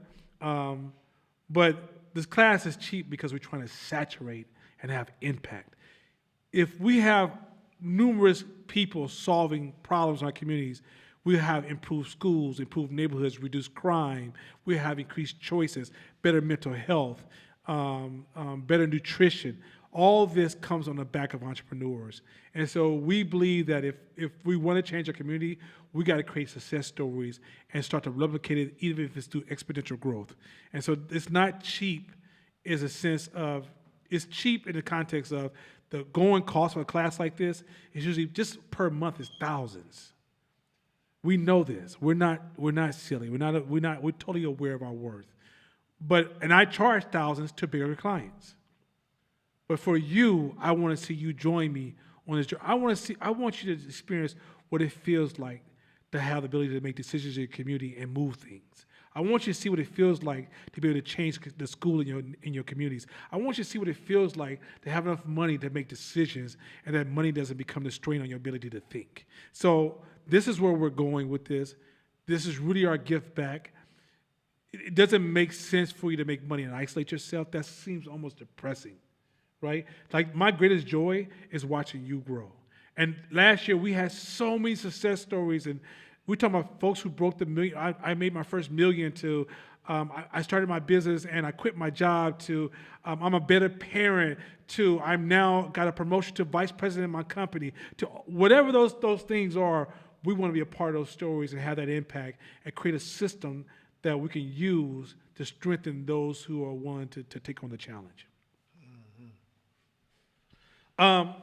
So right now, because of COVID, space is limited.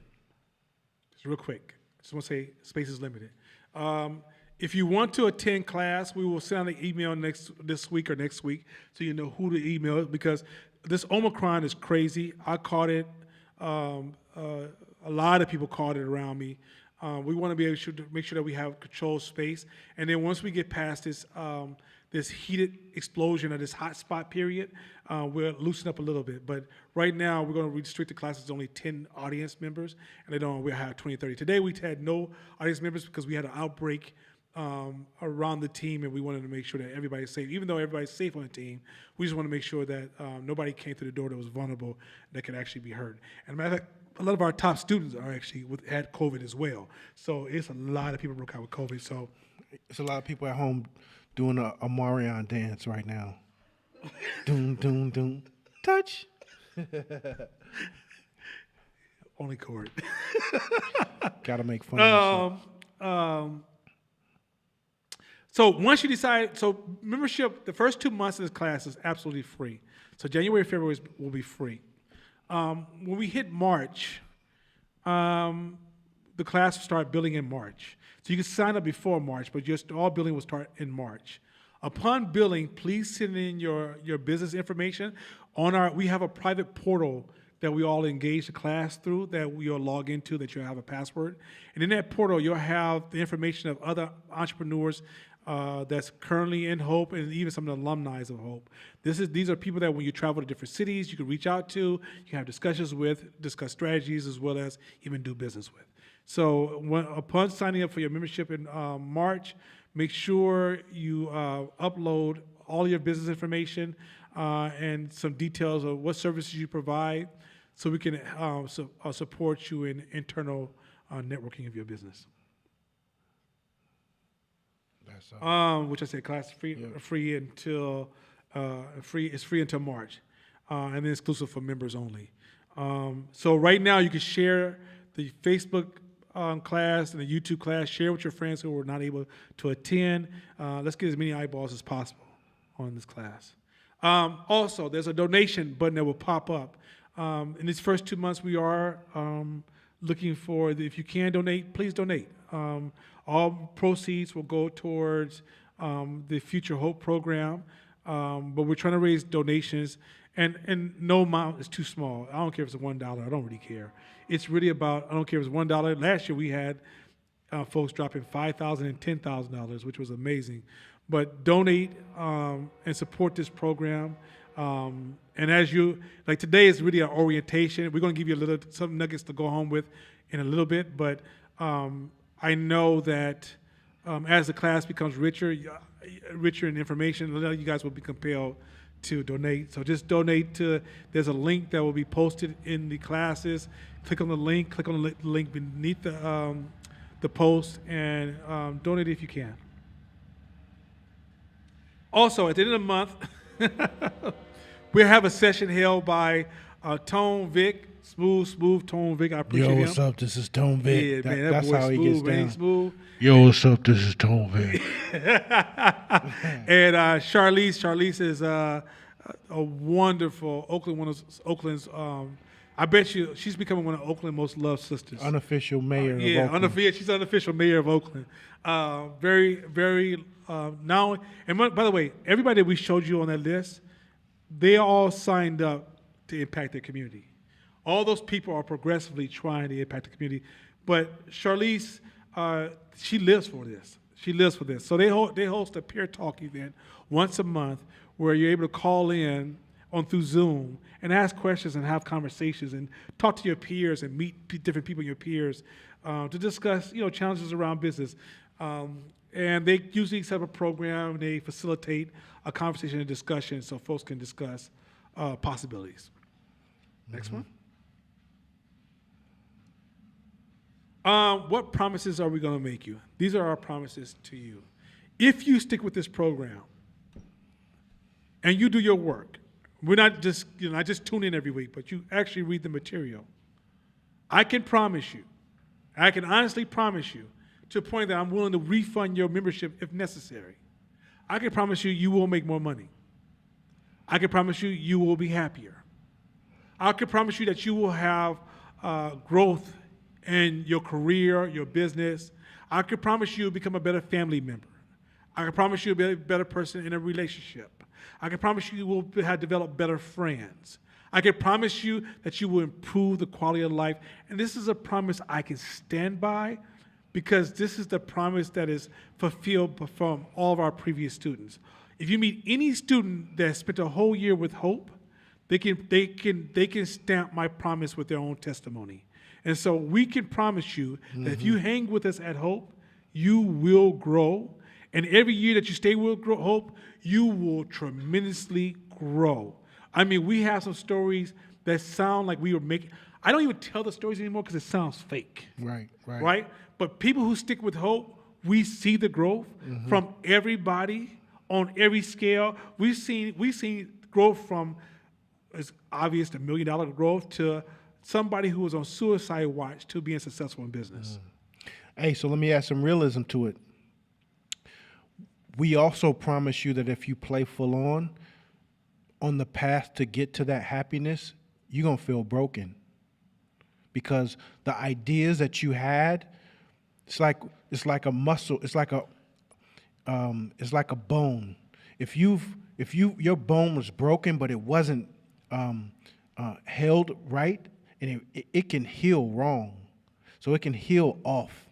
So some thoughts and ideas that you have that resonate with you, that you realize that is a breakthrough for you, damn, like it's gonna shatter parts of you sometimes. So some things have to be readjusted. So there's points in books where you get that moment to where like, oh shit, this is where I fucked up. And we're like, yeah.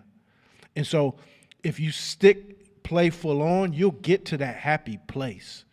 But the journey there is not going to be fun. It's not going to be all roses. Sometimes you're going to break down and either to us or to yourself. But that means you're unraveling those things. But the promises are real. They're strong. Like the money part is easy. The money part becomes easy if you get in the rhythm. And some of the things that to get you in a rhythm seem stupid. They've been in your face this whole time. They've been standing next to you all along, but you'll see them differently now. And you're like, oh, this is a tool I can use for this, because now you got the systems, you got the thinking. So it's good. Like, those promises are real. Now, the journey to get there, of course, some of those is going to hurt, because like you said earlier, entrepreneurship is supposed to be hard. It is inherently hard. If it was easy, everybody be balling. Everybody be successful. The other thing is this. We don't teach just get money. No. Because if you just focusing all on getting money, and the other pillars of your life is going to be shit. Your family going to hate you. Your health is going to be horrible. Your mental health could be suffering. Your home is going to be in shambles. Like, all the other elements of your life will be out of whack, out of harmony, because all you focusing on is money. This is teaching more harmonic wealth, meaning being in harmony and making sure that you're spending that quality time. You're balancing and harmonizing the need between family members to give them what they need. So it ain't just about money. The money part, it's about the practice.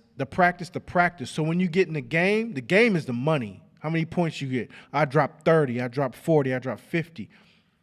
That 50 was made in the gym by yourself, practicing, getting the work in. The game is just a byproduct of the practice. So we say that about the bread. The money is going to come, and it's important, but it's just a byproduct of the practice.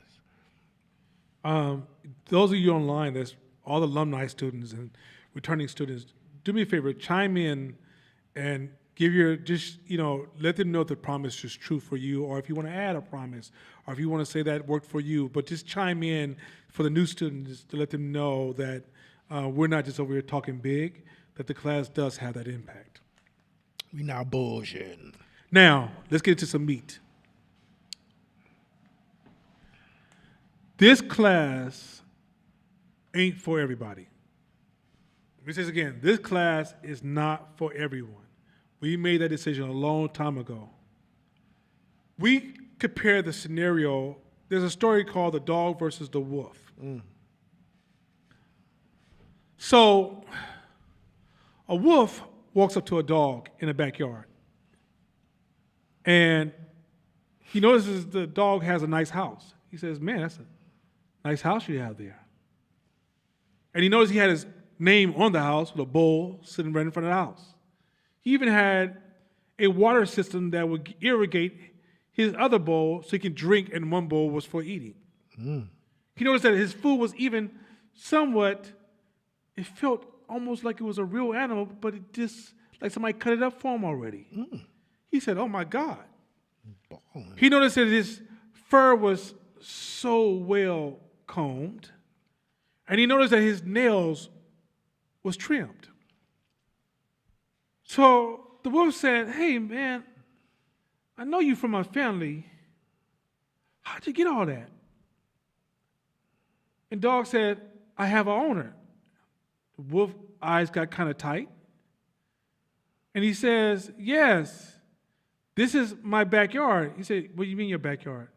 Can you leave? He said, no, unless my owner tells me I can leave. He says, matter of fact, the way my owner sometimes communicates to me, he uses this chain around my neck. He looked up, and the wolf was running. An entrepreneur is a wolf. We're not the same animal. We don't move the same. We don't see reality the same. We don't think the same. We may come from the same cloth, but we live in a world where we have to learn reality. That same reality we can feed off of, and we can die from. And we have to master that environment. And the dog, even though he's in a very trained environment, if you take that dog and he ran with the wolf, he'll probably be dead in 2 or 3 days. Because he doesn't know the triggers of the wild.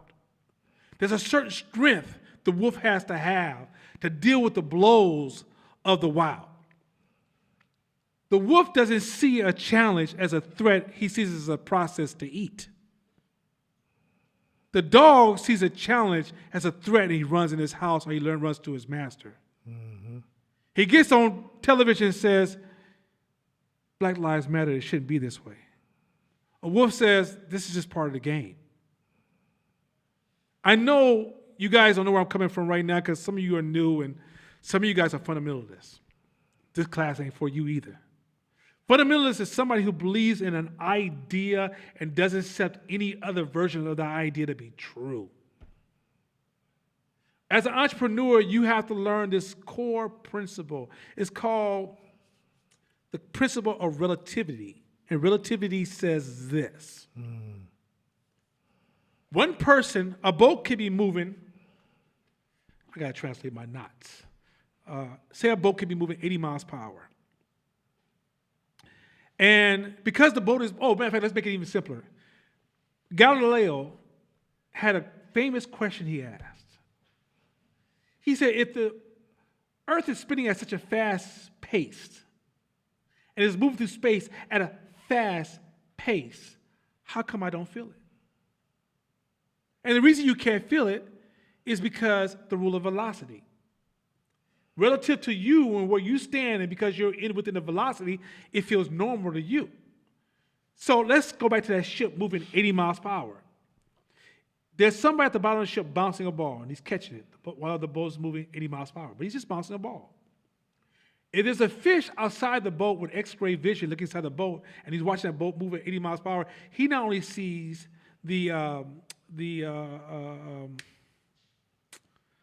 what's the word I'm looking for? Up and down, left and right.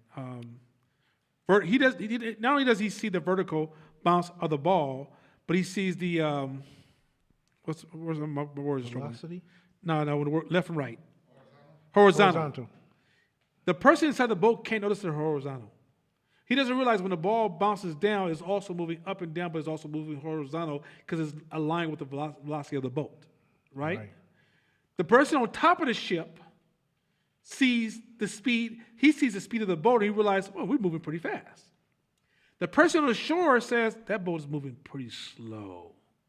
The person in a sailboat who's watching the boat come towards him is going, oh my God, this is the fastest moving boat. I think it's going to kill us all. Now, all of those individuals, including the fish, have different perceptions of the same incident. But to all of them, it is totally different. Why a fundamentalist or idealist cannot work in our world is because they only can see one of those angles. If you're going to be a successful entrepreneur, you have to learn to see multiple angles at all times. There's so many things that will trap you into a single angle, meaning that you can hear a story that's full of emotions and energy that will trap you into seeing things one way. But the goal of an entrepreneur is to pull themselves out of that story, plant their feet to gain optionality, to see multiple options, and be able to make a decision from different truths that may be in conflict with each other. In this class, we're going to teach you to see multiple truths that all disagree. They're true for different people in different situations under different contexts. Mm-hmm. There is no universal one way of seeing anything. There's no black and white. There's so many variables of things that are moving and are adjusted that as an entrepreneur, when you come to this class, those of you who get offended because somebody challenged your position, this is not for you. Mm-hmm. This class is not for those who are sensitive. If your name is Mike and somebody called you Mick and you get upset, this class probably is not for you. This class is not for you if you think everybody in the world hates you. This class is not for you. If you don't like people, class probably is not for you. Mm-hmm. If you're here just to get money because you want to prove to people who don't care that you're valuable, this class probably not for you. If you nitpick at minor flaws to show your self-value that you're smart, then it's going to be hard for you to glean the nuggets from this class. Oh, his fingernails ain't cut, or they wear sweatsuits, or they wear hats. I can't listen to nobody who wear baseball hats. What your subconscious mind is doing is fighting against the knowledge because it's in fear. It's afraid, and it's trying to bring you up and bring what you're looking at down. It's a fight or flight mechanism that we're going to teach in this class. But those things are the barriers that present you from learning and getting better in this class. I tell people a lot of time, if you're a know-it-all, if you know everything, I already knew that, I already read that book, already did that, or I know who that is, I read that, then what's up? How's your life then? What's your money look like? What's your bank account look like? What's your relationships look like? What your kids look like? Well, then you don't know shit then. You know of it. You know of it. You might be conscious of it, but you don't know it. If I say, do you know Spanish? And you say, oh, yeah, I read that book. No, do you know Spanish? Because know means if I bust out in Spanish, you can understand and you can reply back. So if you a super know-it-all, it ain't for you. Matter of fact, if you think, let's say you're a very smart person. Let's just accept you're a smart person. It has nothing to do with your intelligence. Nothing. Can intelligence help you and assist you? Yes, it can. But does intelligence guarantee you anything? No. If you're listening to this class and you're doing knowledge comparisons, or you're saying, I heard that before, and that's your reason to walk away, this class isn't for you. Because even some of the things you heard before, you may have the wrong context. Next, if you think, if you focus on looking good over growing, Man, I can't begin to tell you how many people who in the past who failed this class, who were more focused on how they were being seen and how they looked than getting the information. You don't even have time to, matter of fact, if you don't think you have enough time in this class is not for you. yo, I tell the story every year at a time. I sat right next to Mark Zuckerberg for an hour, and I brushed him off because he had a corny outfit on. He had a Kirkland Costco outfit, and it wasn't until it was over until they said, "Hey, you know who that was? That was the CEO of Facebook and the CEO of Twitter." What? I looked them off because I used to be this person. I used to be the hustler, get rich quick, looking for quick tips, size you up, look at your kicks and go all the way up to size up your outfit and judge you based on your outfit. And I realized those were all the broke folk. Those are all the broke people. And I realized as I leveled up my way of thinking, the people who really had it, you couldn't even tell. You can't even tell. So this thinking is counterintuitive to the way you live. So you got to shock yourself every time when you get caught up in that thinking to say, wait, time out. How is the way I'm thinking working for me? Am I living how I want to live? Am I driving what I want to drive? Am I sleeping with who I want to sleep with? You know what I'm saying? Is my bank account the way I want it to be? Am I driving forward in life? If those answers is no, then maybe I should just shut up and listen. Matter of fact, there's a rule I used to say. When I be first 17 years ago, I told my business partner this, Mashama, and hopefully you guys get a chance to meet him. I said, Mashama, I have no loyalty to anything I know. Because if it's not working for me, I'm willing to throw it away tomorrow. At one point, I used to be loyal to my beliefs. I believe this is where I stand. This is just who I am. And I realized what I was doing is I was protecting my poverty. I was protecting my poverty. At some point, I had to say something. I had to say to myself, what are you not willing to let go? And you know what? I was willing to let go whatever belief I had. And because I was willing to let go of all those beliefs, majority of those beliefs have been recycled, they've been upgraded, updated, evolved, changed, removed, reversed. I can't begin to tell you how much I've grown. But I had to first accept the process and be willing to adapt and change. Titles. Titles don't mean shit out in this game.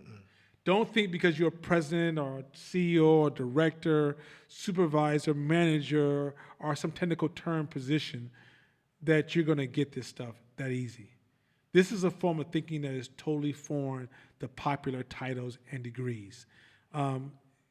You may have the ability to sit in a certain space because of those titles and degrees, but I promise you it doesn't necessarily transfer to being a successful entrepreneur. It is your ego will, because right now when we challenge your very, very foundation, too many of you guys have attached your knowledge to who you are. You think your knowledge is you.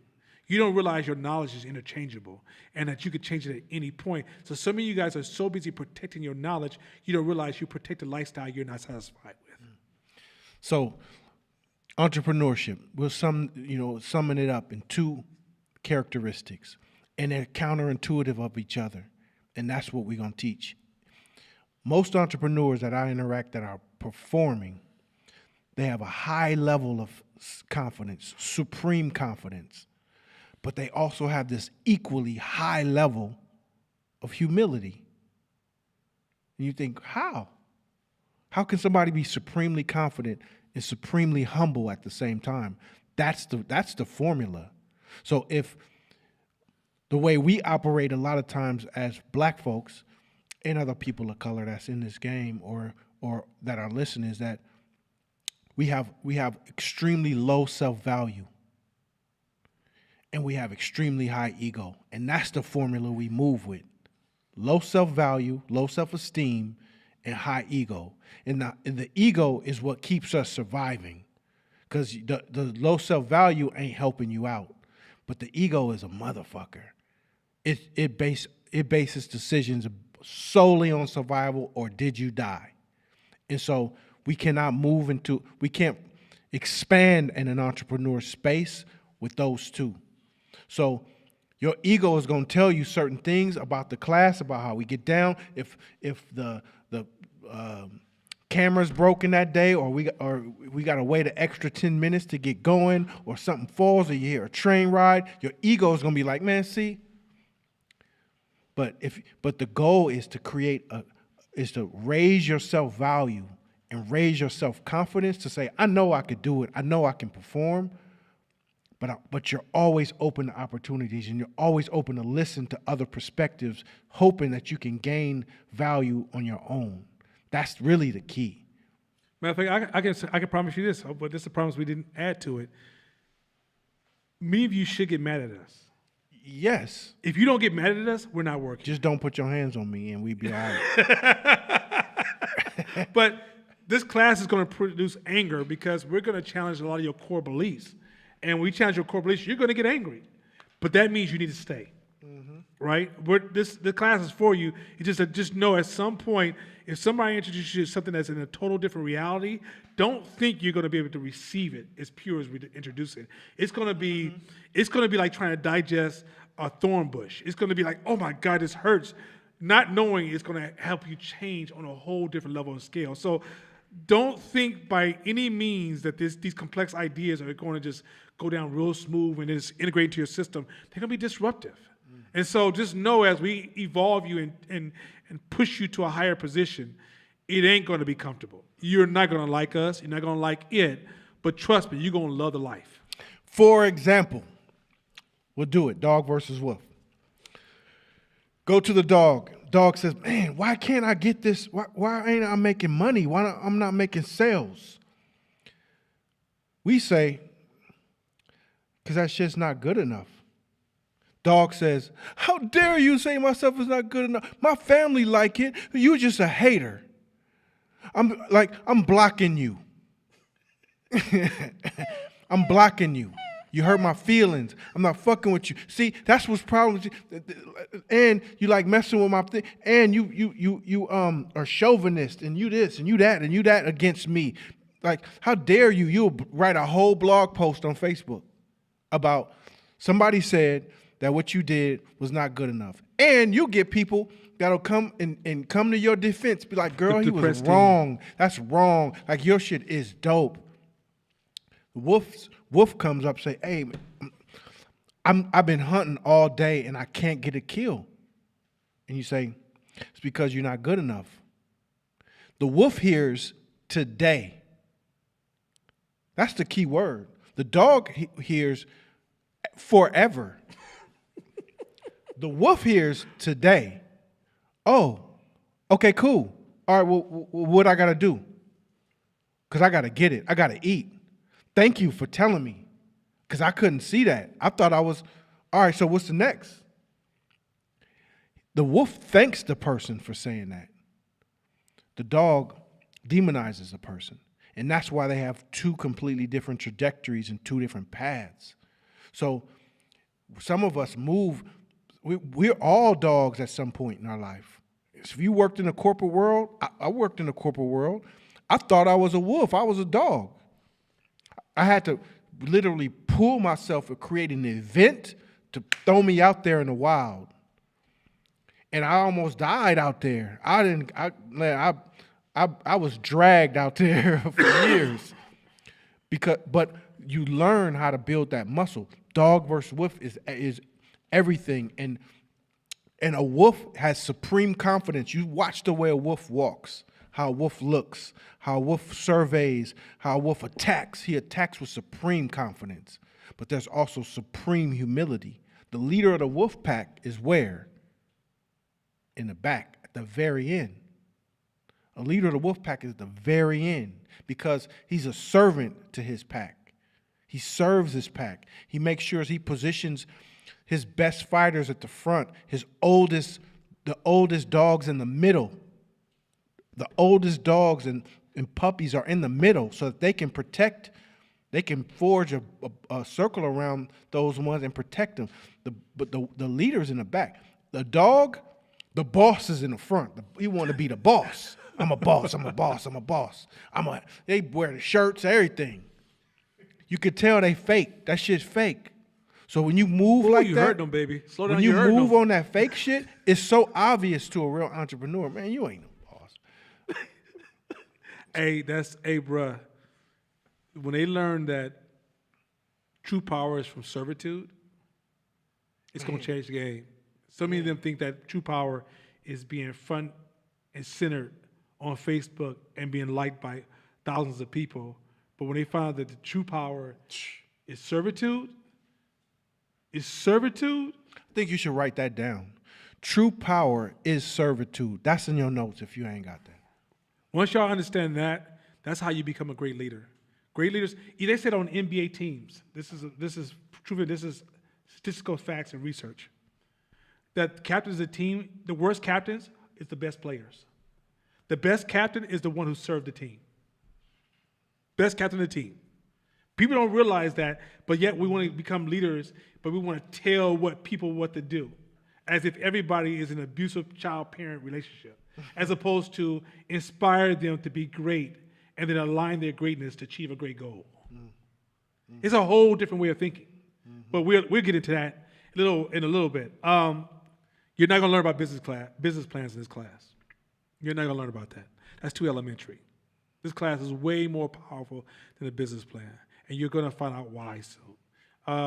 There's not a how-to guide. There's no 6 steps to success. There's no 14 movements of success. There's no 50 laws of success. No. It's way more complex with way more complex formulas. And matter of fact, if you wanted people like say, well, look, all you need to know is that's the wrong way of approaching this whole game. You're going to have to get comfortable with thinking. And this is why now, mind you, it's okay that you're not comfortable with thinking because it has no flaw of who you are. It doesn't mean that you're unintelligent, you can't think, you have a mental problem, or you come from a dumb family, or in your community just nobody does that. It's you just never use that muscle correctly. That's it. That's it. I'm somebody, when I was 18, I had only read one book in my whole life. And the only reason I read it is because I saw the movie and I liked the movie so much I wanted to read the book. Right? But at the age up to 18, I only read one book. I think when I hit 20, when I was 23 and I found out about my history, I was reading 10 to 20 books a year. And I ain't talking about 100-page books. We're talking about volumes. And what caused that to happen, when I first started, reading was difficult as hell. This is when I found I needed glasses because my eyes would be so exhausted from using the muscles to read. When I realized, oh, you need glasses to read so your eyes can relax so you can read longer. I had to learn how to read properly. I used to get frustrated with myself and just skip words. I had to stop skipping words and learn to look things up. Right? I had to learn so many disciplines. I used to hate audiobooks. I had to learn to listen to audiobooks. I remember when the first audiobooks came out, I said, who could do this boring ass shit? Right? Now, if you get in my car, you're like, can you play some music, please? Because all you want to play is just material you were going through. A white guy talking. Yeah, The book of the blah, blah, blah. You tend to you start being cool with that white dude. Like, I like him. Like, it's my music. Yeah, exactly. Because you're like, man, this sample make me some. Anyway, so the reality is that you have to develop that muscle. This is where you need that gym for. When you first come into Hope, I expect you to have this process of self-development to be an act of friction. But the longer you stay with this process, it becomes an act of pleasure. I promise you. Just like the gym. When I first started going to the gym, the first day is joy. About 6 months into it, it's pure friction. But once you mentally make all the adjustments and learn the value of it and start to build it and accept it as a lifestyle, it does move into a space of pleasure. So now when I want to clear my mind, I go for a 30-mile bike ride. And it helps me like, oh, this is the best thing in the world. Or I go ride the hills, or I go run the stairs, or I go lift weights. And it literally, I leave that space going, whew, I needed that. Thank God I got that done, right? My wife says she cannot live a day without the gym because she's concerned about depression, right? It's just the gym keeps her where she's just, I can show up to my children, my family, the world, myself, everything correctly, right? But when she first started, you want me to do what? How long? Oh, you got to be fucking kidding me, right? Other thing too, if our profanity turns you off, it's not our profanity. It's you running. Okay, some of us, envy is a mean ass beast. Envy says, why are you successful and I'm not? So then it makes you feel worse about yourself. Some of you guys reverse the thinking. Or some of you guys say, I can't believe they're successful and I'm not. I just can't accept that. I'm a dirty ghetto kid. Yeah. I'm a dirty ghetto kid. Like, that's why when we wear our gear, we want to ground this because we're going to take you to some really high levels. I'm talking about like high graduate levels in this class. But we want you to see that we're just like you. And the only reason we can go into this other space and dialogue, like I can go to a whole different dialogue and lose you. He can lose me. He can literally lose me. I don't do that because in the end, I need to give it to you. I'm not going to Cornell West you and use a whole bunch of words that you will never understand. I'm going to focus on giving it to you at the level that I would need it at when I was coming into the game. And I also make sure I still provide it for those who are more advanced in this class. So I take sections of this class and I provide that. But trust me, just sit next to this man. Just listen to his choices of words. I think I told him this last year. I was like, dude, you changed. Because when you practice this stuff all the time, it's almost a unconscious change. You're not even conscious of the change, but those around you see it, and it becomes like night and day, right? It's almost like when you see a movie and you see an actor that you haven't seen in 10 years, you know, they look exactly the same. Then you go back and see them 10 years ago, you're like, oh yeah, they really have changed a lot. This is how this class is going to have that kind of impact. So this class is really not for those who are in this class. Also, let me cut you off. Let me cut some of y'all off. Don't come up to me the first 6 months you're in this class and try to impress me. This happens every year. The ones who try to impress me the most are the weakest students. I know that's fucked up to say. Like, it's not, when they're talking about talking to me, like, yeah, now I know what you're talking about. I get that. Yeah, I believe this. I read that book too. I see where you're coming from. Those are always the weakest ones. The strongest ones are the ones who just focus, read, ask precise questions, and engage their businesses or their lives. Whoa. Those individuals are the ones that come back to us 3 to 6 months later and like, yo, let me tell you what happened in my life. We're like, wait, what? Right? And that's because they're putting their head down and doing the work. When you're looking for acknowledgement and attention, that comes because you don't feel like you're good enough and you're wasting a lot of time. Put your head down and then let the world tell you how well you're doing by its ability to engage and purchase your ideas and your products or to support you. If the world don't support you, you're probably not that good yet. Last thing, let me add this too. When you first start a business, I don't care who you are. When you first start a business, this applies to 99.9% of the people in the world. When you first start a business, please accept you suck. Yes. Everybody sucks when you first start. What you don't understand is the process makes you dope. The process makes you competitive. The process makes you where you create value. You don't announce to yourself in your isolation, I'm going to bring the world this, and just because you announced it, it makes you dope. You start with an announcement, you start off with all your weak skills, you move forward aggressively, you accept that you don't need to know everything to move forward. You just move forward, but you become humble. This is where he's talking about earlier. You become humble enough to absorb all the experience and go through an introspection, a self-reflection, a self-analysis, quiet time, boring time, humble time, process time, meditation time, and sit down and go, what could I have done different? Who do I talk to? What do I read? Where do I look up? How do I move forward? And through the process of you reading, learning, taking this class, and walking a path that you cannot predict, you become. You become. You are not when you first start. You are equal to everybody else who started before you. No one started a genius. Steve Jobs, nobody was a genius. Prince was not a genius when he grabbed a guitar. Prince sucked, right? But he stayed with it. And when y'all was at the clubs, Prince was still hitting. As a matter of fact, he talks about that. He would still just keep playing. And slowly but surely, he gradually got better and better. And then one day, be like, oh my God, he's amazing. I can never be like him. Not tomorrow, you won't. But if you start today and start to focus, you can create your own rendition that somebody else would say, I can never be like them. So I need you guys to understand, learn to see things through process, not through the state that they're in. Too many of us are trying to define life like, oh, white people have all this and we only have that, because we haven't started the process. Right. Once we start the process, we can have whatever the hell we want.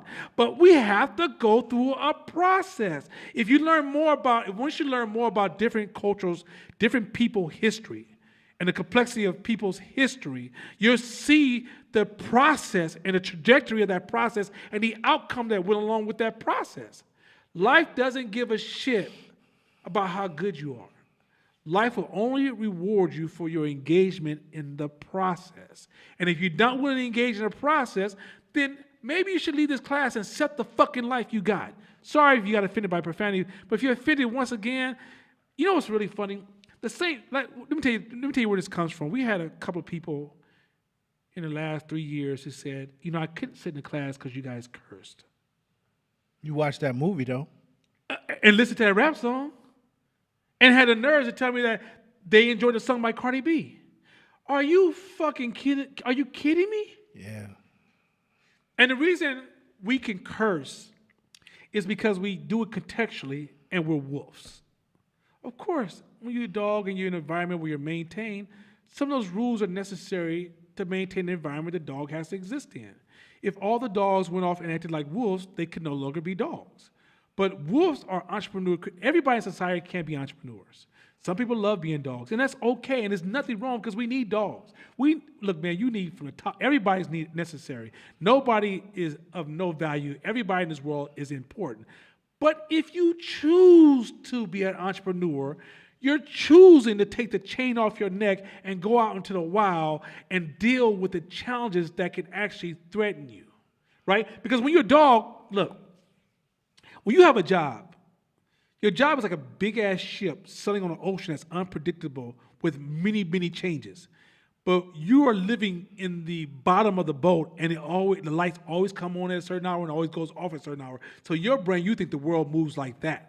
But in the real world, the world is that ocean and that ship moving amongst it. And so once you decide you want to come out this world, there's a whole different group of rules and the way the world moves and the way you have to think to be able to maintain some type of accumulation or growth.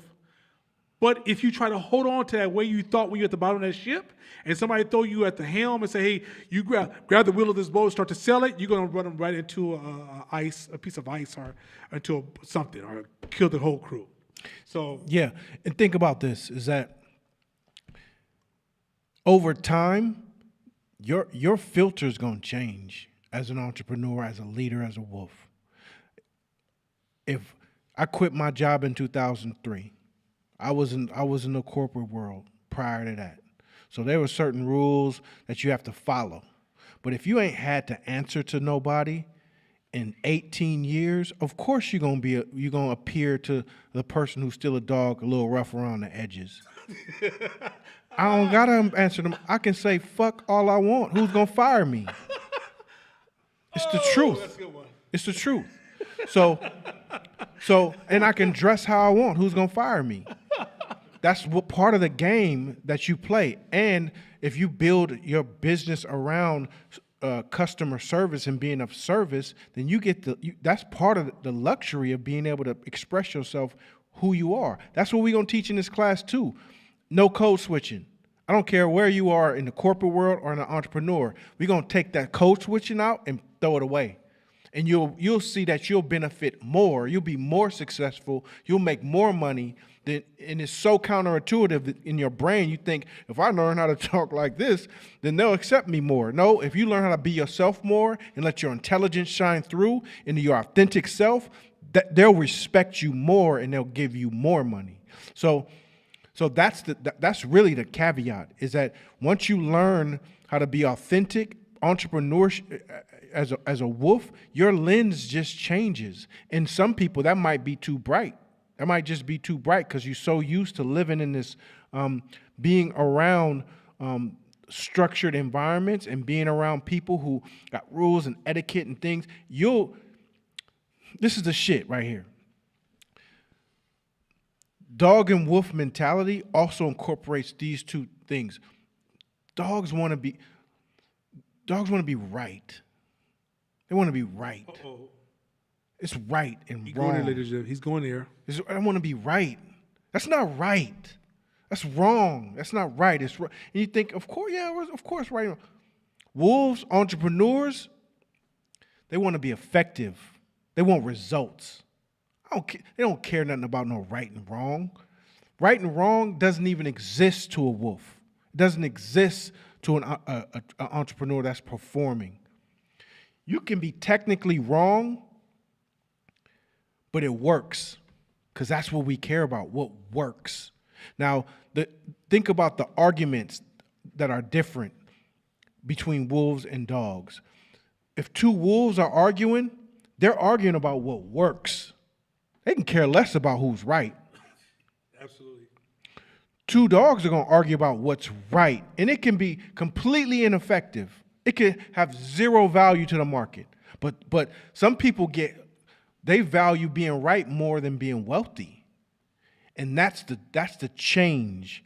So, like, if you're a right, wrong person, you'll have a shitload of stuff to play with in this class. That's completely away from the nuggets that you'll glean by actually listening. And I think I'm gonna let you do a whole dog versus wolf, because, man, this is one of your favorites. Let me hit one more subject. I'm gonna give you guys a couple of nuggets. Last slide for the night. I want to share this.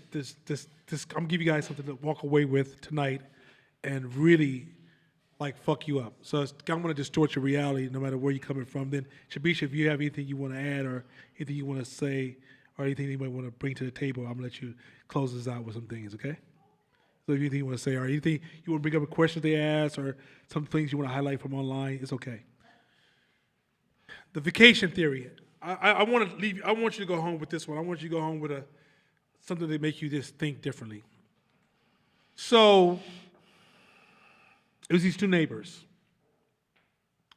and both neighbors walked up the house, and one neighbor had a suitcase. So the question was asked to one of the neighbors, say, where are you going? The neighbor with the suitcase said, I'm going on vacation. He said, okay, all right. Okay. So where are you going? Dude stopped for a minute, goes, just told this dude, I'm going on vacation. He goes, I know you going on vacation, but where you going? I'm going on vacation. And this is how the vacation theory works. Too many of us speak about vacation as it's the destination. I want to be successful. Where the fuck is that? I want liberation. What the fuck is that? I want equality. Those are arbitrary terms, and if you don't have clarity on your vision, it is almost impossible to achieve it. In order for you to achieve a vision and create steps and measurements and be able to measure where you're going, you have to move from an arbitrary space towards clarity of where you're going. If you said freedom, what does freedom look like? What does it require you to get there? What is success for you? What does that look like? How do you define that? How do you measure that? There's people right now who never measure any of these things we're saying. I want to be free. What is that? I want to be loved. What is that? I want to be valued. What is that? What would make you feel valuable? If you can never answer those questions directly, many of us create these means goals that give us some type of, we think it's an end goal. It's not an end goal. It's a means to the end. Freedom is an act to get you to where? Right? What would give you freedom? What would give you happiness? What would give you success? What would give you love? What would give you a better life? But we use these terms all the time, and then people sell it back to you. This class will teach you what is success. No, we can't. We got to help you define success and then help you get there, not give you a single destination, because success is not a destination. I want to be loved. Love is not a destination. We use all these arbitrary terms, and we're living our whole life. Some of us are in corporate America right now, living a whole life based upon arbitrary goals. We never sat down and said, what is that? Well, I'm going to work here until I get where I need to get to. Where's that? You know, once I get to the point I feel I'm pretty successful, what would define that? And let me tell you something about bad decisions like that. You can leave college right now from MIT with a hell of an engineering degree. And you can make a small decision to take this one summer job at JCPenney's. And look at 20 years from now, you're still at JCPenney's. Because you live in this arbitrary space. You have to make a decision, be very clear on where you want to go. Otherwise, you can find yourself being swept up by life and find the next 10 to 20 years a life you did not choose. It is critical we define with clarity. Before I can even help you get somewhere, you have to have clarity around your vision. And if your vision is full of assumptions and arbitrary goals, the chance of you achieving it is close to none. It's like a carrot in front of your face and you're a donkey. Define those goals with clarity. Stop echoing these popular phrases. I just want to be successful. I just want to be rich. I just want to be happy. You've said nothing. And this is why you are achieving nothing.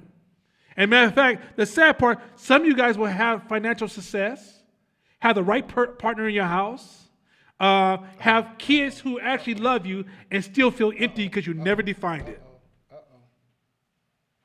Be very clear. I was going to jump on that. Has that ever happened to you? Have you ever fixated on something so hard and you got it and you were still miserable, lightweight depressed? And your depression was even more accelerated because you thought that thing would make you happy. And now you're like, shit, where do I go from here? Where do I go? Because arbitrary goals and means goals, the worst thing that can happen is you get it. Because when you do, you'll realize it ain't shit. It's the why behind it. It's the why behind it. It's the purpose behind it. It's the ends goals that you're seeking. And so we're going to define the difference between means goals and ends goals in this class. We're going to define it and help you get clarity and you get clear. And when you get clear, man, the game changes. Absolutely It changes. gave it game changed. When I was at the optometrist, and I've been on, and he was showing these pictures and these letters and all that, and I was like, "That's the thing. That's the clear. That's clear right there. How can I get that? Give me that." Because you don't realize how some of y'all walking around hella blurry and don't realize it.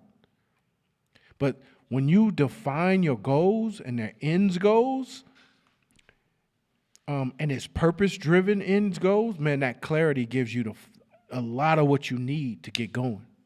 Let me add this to it. So when I made my first, we were a small design firm before we became a behavior science branding firm.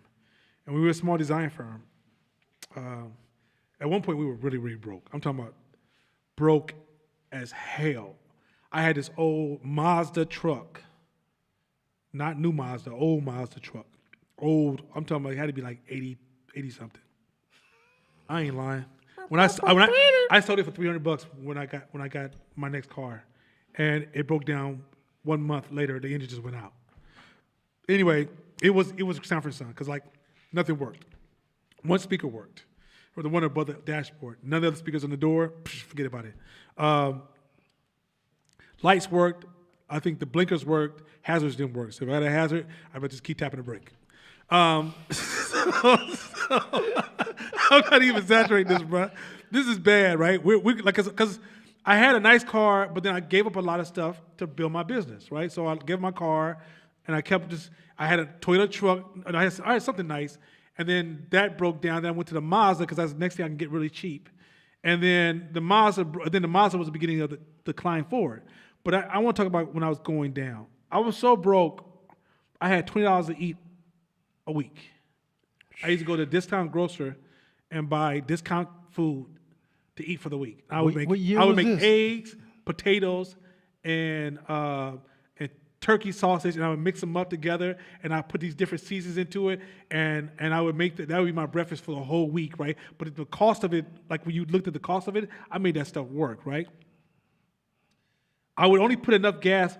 So my wife's mother did my taxes one year. She says, "What's all these charges for $20?" I said, "Well, I only put $2 of gas in my car, so if the car breaks down, I don't lose all my money." This is real talk. This is really being broke, right? So I had a nice motorcycle, but I never rode it because I felt like if I dropped it, I couldn't pay to get it fixed. So just pull it out every once in a while, show my friends, and put that shit back up because I can't afford to lose it. Right? So this is real talk.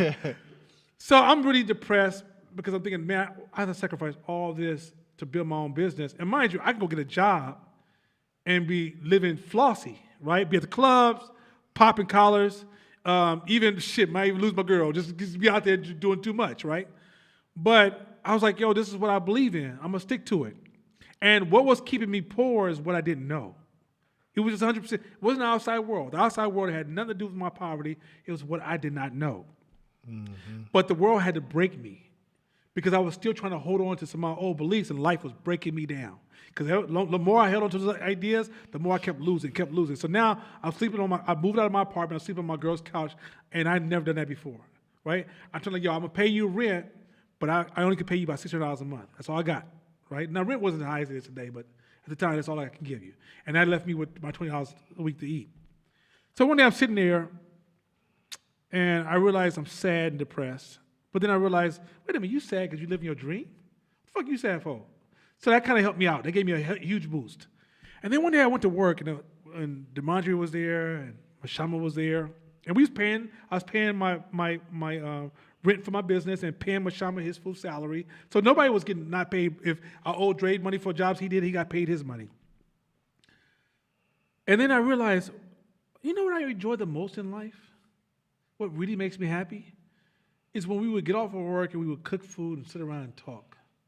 And we would play dominoes or Madden or a sport game. And I realized, well, Nana, what really makes you happy is hanging out with friends and traveling, and every once in a while doing a fun activity. And I realized, so then we got to the point I was making $500,000 a year, so life has gotten better. So when it first takes off, I buy a little bit too much of everything. And then I realized, none of that shit was making me happy. So now I make strong money, and guess what I love to do the most? hang out with friends, play dominoes, take trips every once in a while. What I'm saying is this: because I defined clarity of what made me happy when I barely had no money, I don't waste money on things that don't make sense. So then my friends would see me come around with it, was it 2 years ago? I had money laying around the house, and I had a 2010 Harley Davidson. And I said to myself, I think I want me a new motorcycle. So I went down there and I did the new Harleys, and I was like, oh, I want to upgrade to a road glide, and the road glide was the one I wanted was $32,000. I had that kind of money just laying around the house. I went home and grabbed majority of that money, and I asked him, can I just pay it? I said, well, I don't want to pay it because cash is king, right? What's the interest rate? I said, well, how can we get that interest rate? I can use as much money as you want. Can we get that interest rate down? Because I want to keep most of my cash. But I had money laying around the house. Well, now, how you have money laying around the house? Because I don't buy shit. You know why? Because the shit I enjoy don't cost a lot. Because I found out what really makes me happy. That's called vacation theory. Now so when I have nights, people are like, how do you get that? Because I don't find myself at a club buying up the whole damn bar because that don't make me happy, right? Once you define what really makes you happy, giving, showing up. I love when my friends' children say, I'm going to college. I'd be like, yo, you need a brand new computer? I'll take care of that for you, right? Or you need some money to go? I got you for that. Why? Because I'm not blowing my money on stupid shit. Because I'm clear on what makes me happy. Some of y'all would have so much money to play with right now if you got out of that arbitrary goal space. Once you clear on what makes you happy, watch your spending, your savings, your investment power. That's the key word. Watch all that grow. That's why I wanted to bring that concept to the table. Shabisha, you got something for us today, or what's going on with you? I can take this off. Yeah, I was thinking, because all you're going to see is black hat, black face. I'm like, is she going to rob us? Just to bring in a couple of the things, there was a lot of interesting question online because, we have some new people from LA, from Oakland, and then we got some OGs on here that's been rocking with us for a long time. They on here trying to act like they know stuff. So I guess here's what I would say. One,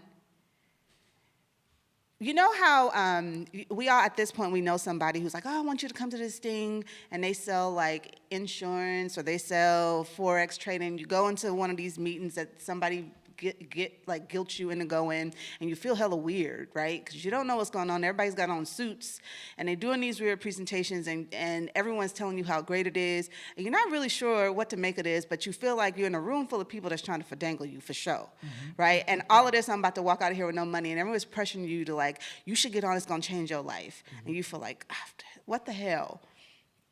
That's not what this is. That's not what this is. Yeah. And I just want to say that because, look, this is the times that we living in. Somebody's always trying to gimmick you to join something so they make some kind of money. And, when you have all of us saying it's going to change your life, it's going to do this, it's going to do that, if you're new here, you sitting back like, bullshit. Like, no, it ain't. I will say this. One, most of what gets said in here is going to challenge what you think. Get comfortable with that, but find the reason to stay with it. Because at minimum, if you get nothing else but the ability to challenge your own assumptions, you can only be better for that. So they just spent like an hour and a half saying like, it's gonna be painful, we're gonna challenge you. Yes, but get comfortable with that.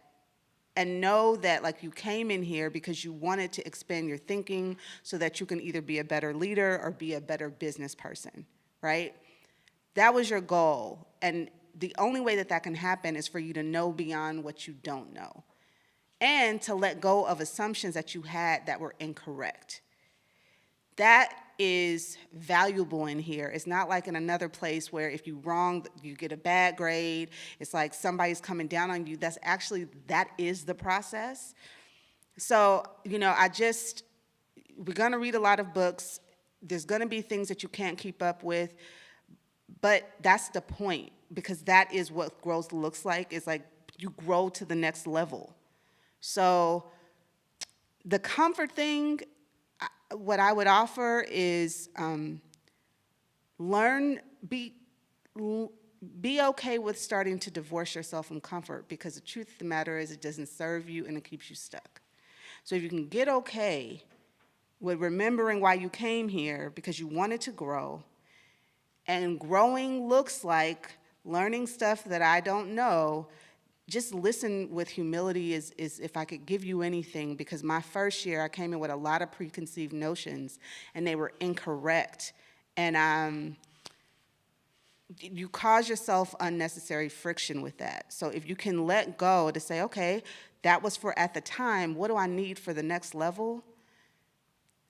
There's just so much dopeness here. So this ain't the space where we're trying to get you to buy no insurance or no life insurance or no taxes or no, like, we're not on that. You're not going to become a trader unless that's what you want to do. We don't do, that's not what this is. What this is you wanted the next level. Well, here it is, but you still have to choose it. And comfort is not really, like, this place is designed intentionally to not make you comfortable, but to make you more resilient. But that's your walk. That's really what the space is available, but that's your walk. Or you cannot have that. That's cool too. We're still happy to see you, but that's what I would say. And I would say for anybody who's new, I hope you ride with us. Right on. So with that being said, next week we're going to return. We're going to do a part 2 of the orientation, but we're going to get into more principles in part 2. The first book we're going to send out in an email is going to be, there's 2 books you want to pick up. One is Ego's the Enemy, and the other one is Visions, what is it? Code of Extraordinary Code of Extraordinary Minds. We're going to send those 2 books out. Those will be the first 2 books you want to pick up. We will send you, if you need more books you want to pick up because you feel you are a fast reader, but trust me, speed has no value in this reading process. It's going to really be about processing, because if you read these books that quickly and just be on to the next one, you're probably getting used to, I'm trying to stay away from some of these terms, and we'll get into those terms as I grow you into them, but there's a point where you could read so much material that it becomes top heavy, but it never saturates into your actions. And so this class is not meant, or this group is not designed for you just to have more things to wear a badge of, I read that book, but it's designed to change you and help you grow. Our goal is to help you grow, never to tear you down, never to hurt your feelings. We're gonna make some social justice people pissed off, because at the end of the day, I'm gonna show you how that stuff is actually, it's against your personal growth. I'm gonna make some people who are religious fundamentalists irritated because they're just looking for a reason to be irritated. I'm gonna make some people who are depressed see themselves and be pissed off because they're mad because they can see themselves now. Many of you will cry, and you think I'm lying, but many of you are going to cry. You're going to cry. And they're not going to cry because I told your childhood secret or I embarrassed you, but you're going to cry because there's going to be a self-realization moment that's going to soften you and make you cry. So with that being said, y'all have a good week. Shabisha, thank you. Everybody from Fight Team Media Crew, thank you. Thank you for those of you at home that are resting. Everybody get better soon. Hopefully everybody's okay. My prayers, our thought, our love is for everybody that's out there. We'll see you next week at 6:45. Until the end. See you next week. See you next week. Love. Peace.